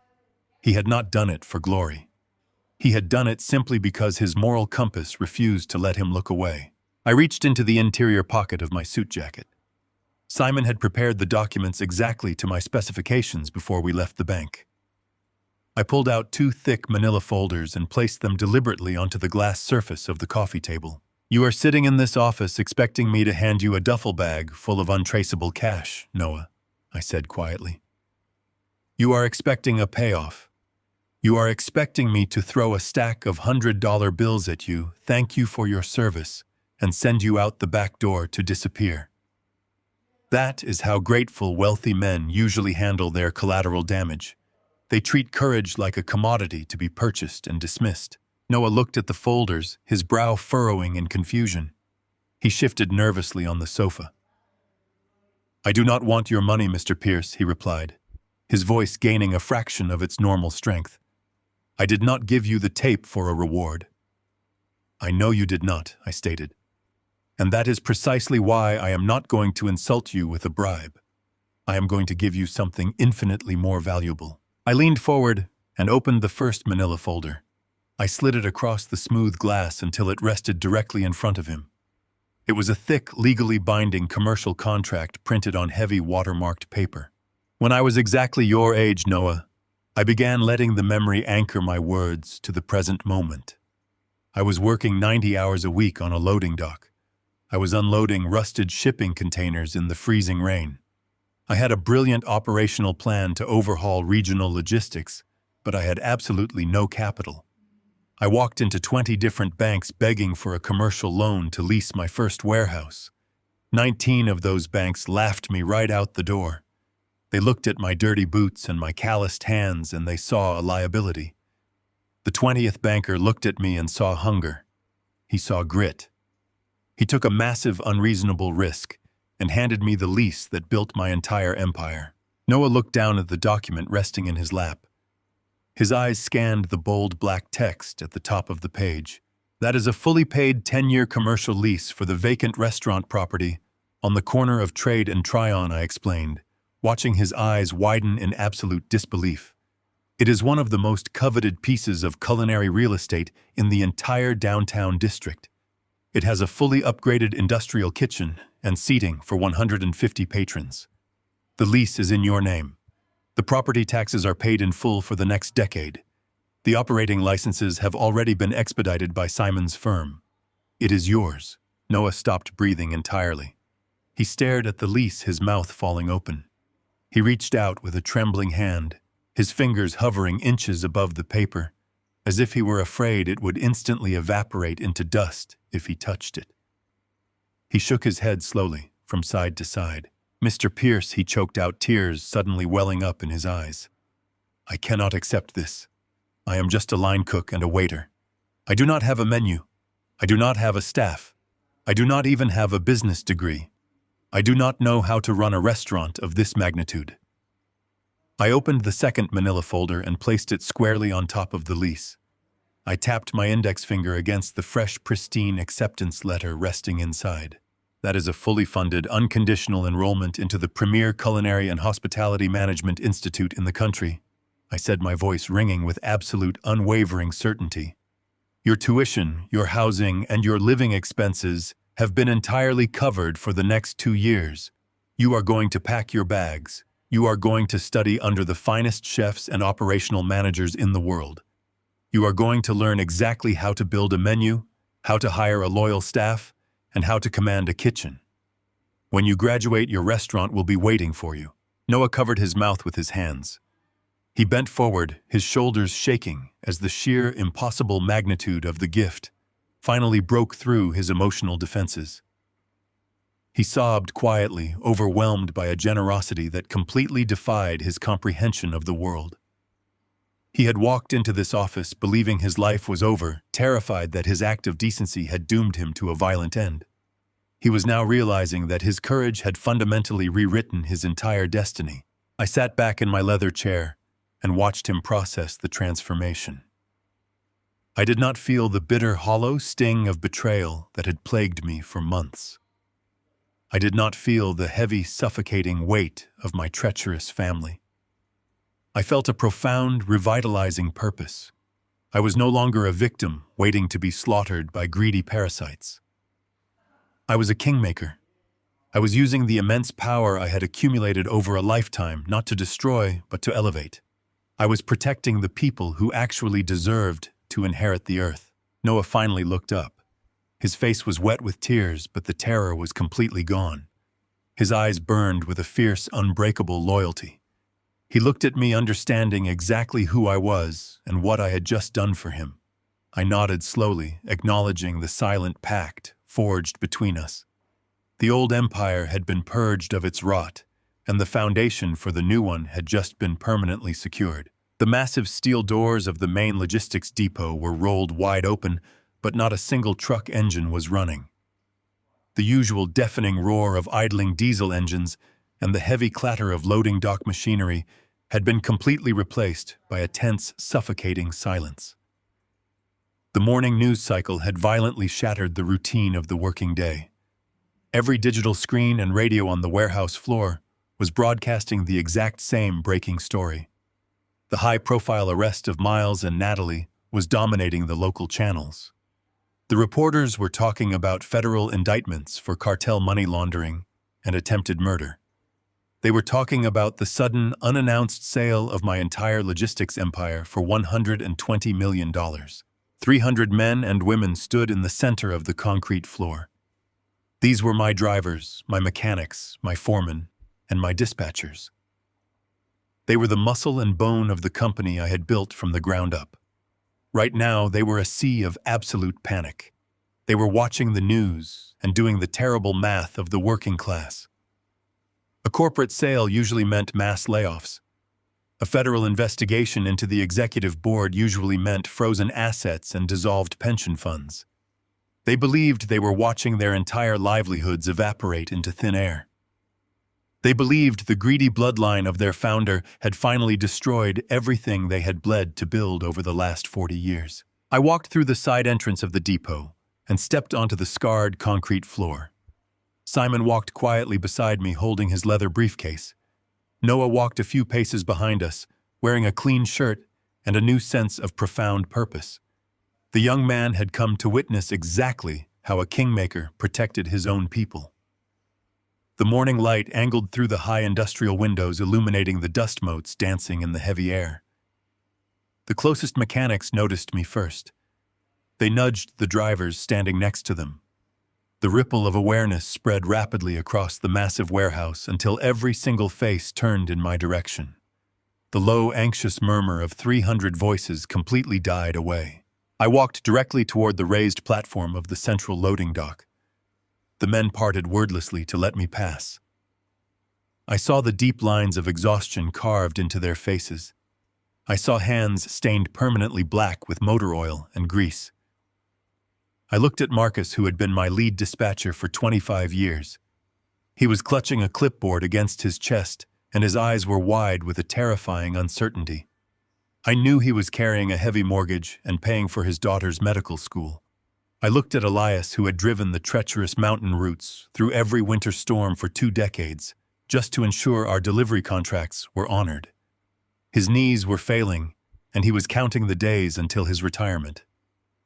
These men were standing on the precipice of absolute ruin, and they were looking to me for an answer.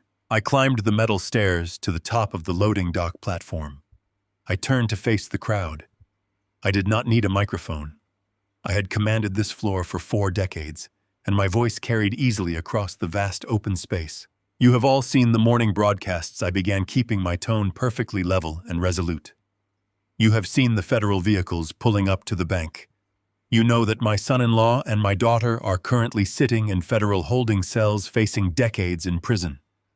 You have heard the financial reporters confirming that this entire company has been liquidated in a private corporate acquisition. A heavy, anxious shift rippled through the crowd. Men exchanged terrified glances. A low groan of despair echoed from the back of the room. They believed I was delivering the final blow. They believed I was standing there to offer hollow corporate apologies while they lost everything. I raised my hand and demanded absolute silence. You are afraid because you believe the money from that sale was stolen. I told them, my voice ringing with absolute authority.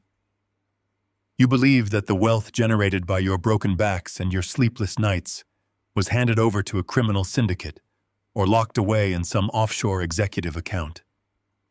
You believe that my family treated you as expendable collateral. You are right to be angry. My daughter and her husband attempted to do exactly that. They viewed this company as a personal bank to be robbed. They viewed your pensions as a resource to be plundered to cover their own pathetic failures and their endless vanity. I paused and looked directly at Marcus and then at Elias. I let the weight of my next words settle over the room before I spoke them. But they failed, I stated clearly. They failed because I knew exactly what they were planning, and I made a decision about who actually deserves to inherit the empire we built together. I gestured for Simon to step forward. My attorney opened his leather briefcase and pulled out a thick, bound legal document bearing the heavy gold seal of the State Financial Oversight Committee. The sale of this company was executed yesterday morning for exactly $120 million. I explained, watching the faces of my men. But that capital did not go to my daughter. It did not go to my son-in-law. It did not go to the cartel. The paper my son-in-law presented to the bank was a trap. It was a binding, irrevocable transfer of the entire corporate payout directly into a newly established blind trust. The silence in the warehouse deepened. The sheer magnitude of the number was difficult for them to process. They stared at me with expressions of profound confusion. I took a step closer to the edge of the platform. I did not speak to them as an executive addressing his subordinates. I spoke to them as a man addressing the only real family he had left. That trust is locked, I told them, my voice echoing off the corrugated steel roof. It is entirely immune to any power of attorney. It cannot be touched by federal seizures related to my son-in-law. It cannot be contested in probate court by my daughter. It is permanently managed by independent fiduciaries who answer exclusively to the Federal Oversight Committee. And the sole designated beneficiaries of that entire $120 million trust are the men and women standing in this room. Someone in the front row dropped a heavy steel wrench. The sharp clatter of metal against concrete rang out clearly, but nobody flinched.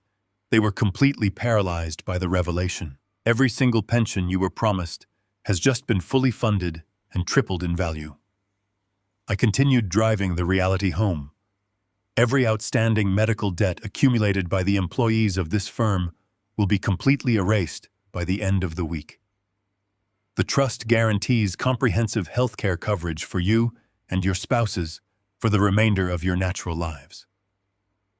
A massive portion of that capital has been designated specifically for the college tuitions and trade school educations of your children. The new corporate owners who purchased the logistics network are legally bound by a 10-year retention clause. You are not losing your jobs. You are not losing your benefits. You are stepping into a future that is entirely secure. I looked at Marcus. The clipboard had slipped from his fingers and crashed onto the floor. Tears were streaming freely down his weathered cheeks. He covered his mouth with a trembling hand, shaking his head in absolute disbelief. I looked at Elias. The older driver had dropped to one knee, leaning heavily against a stack of wooden pallets, weeping openly into his calloused hands. "You spent 40 years bleeding for my name," I told the crowd, letting the profound truth of the moment wash over me. "You drove the icy roads. You lifted the heavy freight. You missed birthdays and anniversaries to keep my supply lines moving. My own blood tried to sell your futures to cover their vanity and their crimes. But the bloodline does not dictate loyalty. Sweat does. Sacrifice does. The wealth of this empire was forged by your hands, and today it finally returns to your pockets." For a long suspended moment, nobody moved. The sheer overwhelming weight of the financial salvation pinned them to the concrete floor. They had walked into this warehouse expecting to be handed cardboard boxes to pack up their lockers. They had been terrified of telling their spouses that the bank would be foreclosing on their homes. Now they were realizing that their entire working-class struggle had just been permanently eradicated. Then the roar began. It started as a low rumbling cheer from the mechanics in the back of the warehouse. It spread rapidly forward, picking up volume and intensity as the absolute reality of my words took root in their minds. It swelled into a massive, deafening wave of raw, unrestrained emotion. It was not a polite corporate applause. It was the fierce, primal roar of men and women who had just been handed their lives back. They threw their hard hats into the air. They embraced each other, pulling their fellow workers into crushing, tearful hugs. They shouted my name until the sound vibrated violently against the steel beams of the roof. Marcus pushed his way through the surging crowd and climbed up the metal stairs of the loading dock. He did not ask for permission. He walked directly up to me and wrapped his arms around my shoulders, pulling me into a fierce, desperate embrace. He was sobbing, thanking me over and over again, his voice entirely broken by the sheer magnitude of his gratitude. Elias followed him, limping up the stairs and gripping my hand with a crushing strength, his eyes shining with a fierce, protective loyalty. I stood on the platform, surrounded by the deafening roar of the men who had truly built my empire. Noah watched from the floor with a quiet, reverent awe. The bitter, stinging betrayal of my daughter and her husband felt incredibly distant now. They were sitting in cold, concrete cells, stripped of their unearned arrogance, facing the absolute destruction of their lives. They had tried to bleed me dry. They had tried to lock me in the dark and steal the legacy I had forged, but they had fundamentally misunderstood the nature of the legacy itself. My legacy was not the luxury vehicles they drove or the massive estate they coveted. My legacy was the security of the 300 families currently celebrating on this warehouse floor. By attempting to destroy me, my treacherous bloodline had only succeeded in forcing me to protect what actually mattered. I looked out over the sea of cheering faces and felt the last remaining weight lift from my shoulders. The shadow war was completely over. The empire was safe. The natural order had been flawlessly restored. I smiled a genuine quiet smile, knowing with absolute certainty that I had finally won. The heavy front doors of the estate groaned as they swung shut behind me, sealing out the noise of the federal vehicles and the fading sirens. The house was enormous, a sprawling expanse of marble and glass that had served as the theater for my family's slow, decaying betrayal. For months, these halls had felt like a suffocating cage. I had lived in a state of perpetual hyper-vigilance, watching for the subtle signs of my own daughter's malice and listening for the quiet footfalls of my son-in-law as he prowled the perimeter of my life. Every room held a memory that had been poisoned by their greed. I walked slowly through the grand foyer, the soles of my shoes clicking rhythmically against the cold, polished floor. The house was perfectly quiet. The staff had been dismissed days ago following the instructions I left for Simon to oversee the final settlement of the estate. The absolute absence of human presence was no longer the oppressive weight of isolation I had once feared. Instead, it felt like the clean, sterile silence of an operating room after a successful procedure. I had been sick, and I had performed the surgery on myself. I made my way toward the study. The room was untouched exactly as I had left it when I allowed myself to be taken to the clinic. I walked to the heavy oak desk and stared at the surfaces. There, positioned perfectly in the center of the blotter, was the framed photograph of Natalie. It was a picture from 5 years ago, back when I still possessed the delusion that she loved me for more than my bank account. She was smiling, her eyes bright and filled with a warmth that I now knew was entirely manufactured for the benefit of the camera. I reached out and picked up the frame. I did not linger. I did not trace her features with my thumb or feel the familiar ache of paternal regret. I looked at the image and saw only a stranger. I saw the calculated precision of a woman who had weighed my life against a sum of money and found me wanting. I didn't feel rage. I didn't feel a sudden urge to smash the glass. I simply let the frame slip from my fingers and drop into the metal trash bin beside the desk. The sharp crack of the glass shattering against the bin was the only eulogy she would receive from me. It was a clinical, unemotional excision. The tumor was gone. I turned away from the desk and walked to the mahogany sideboard where I kept the reserve collection of vintage wines. I selected a heavy crystal glass and a bottle of deep, dark Cabernet from the vineyard I had acquired in the valley before the world went sideways. I poured a glass, watching the rich velvet liquid swirl against the clear walls of the crystal. I held it up to the light, inspecting the clarity. I knew with absolute cold certainty that this glass was untainted. I knew it was safe. I did not have to wonder if a synthetic toxin had been introduced by a lover or a child. I took a slow, steady sip and let the complex, earthy flavor settle on my tongue. It was the taste of total control. I walked to the floor-to-ceiling glass doors at the rear of the study and pushed them open. The air outside was cool and crisp, carrying the sharp scent of the North Carolina pines that lined the perimeter of the estate. I stepped out onto the wide stone patio. The sun was beginning to dip below the horizon, painting the sky in deep bruised shades of purple and orange.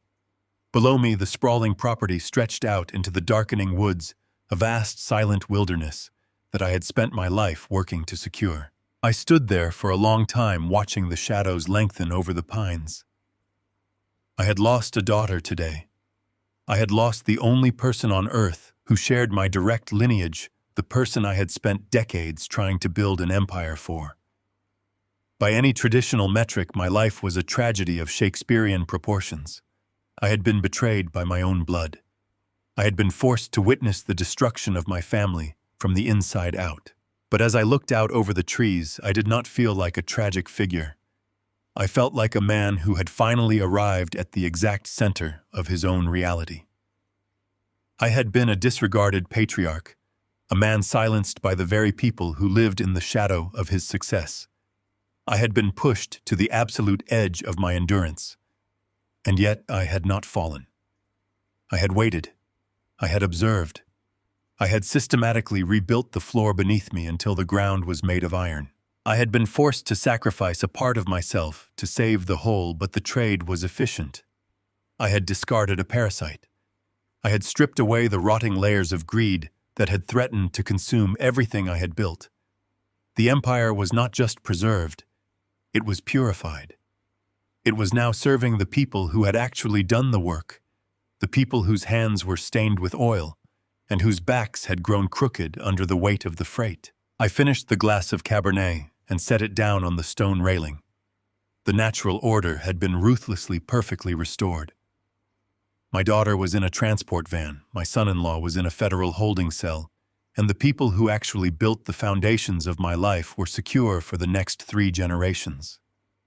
I watched the first stars begin to emerge in the darkening sky. I wasn't just surviving.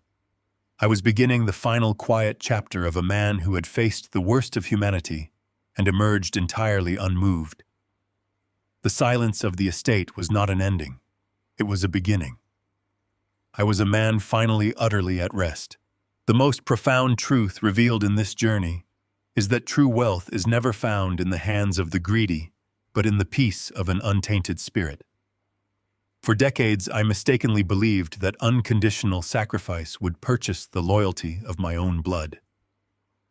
I was wrong. The only way to preserve one's dignity is to recognize when a connection has become a source of rot rather than growth. By finally pruning away the parasites who thrived on my silence, I did not just save my empire, I reclaimed the sovereignty of my own soul. Dignity must be earned, never bought. If you believe that your voice and values deserve to be heard, subscribe to the channel now and join our community of those who choose to live with absolute integrity.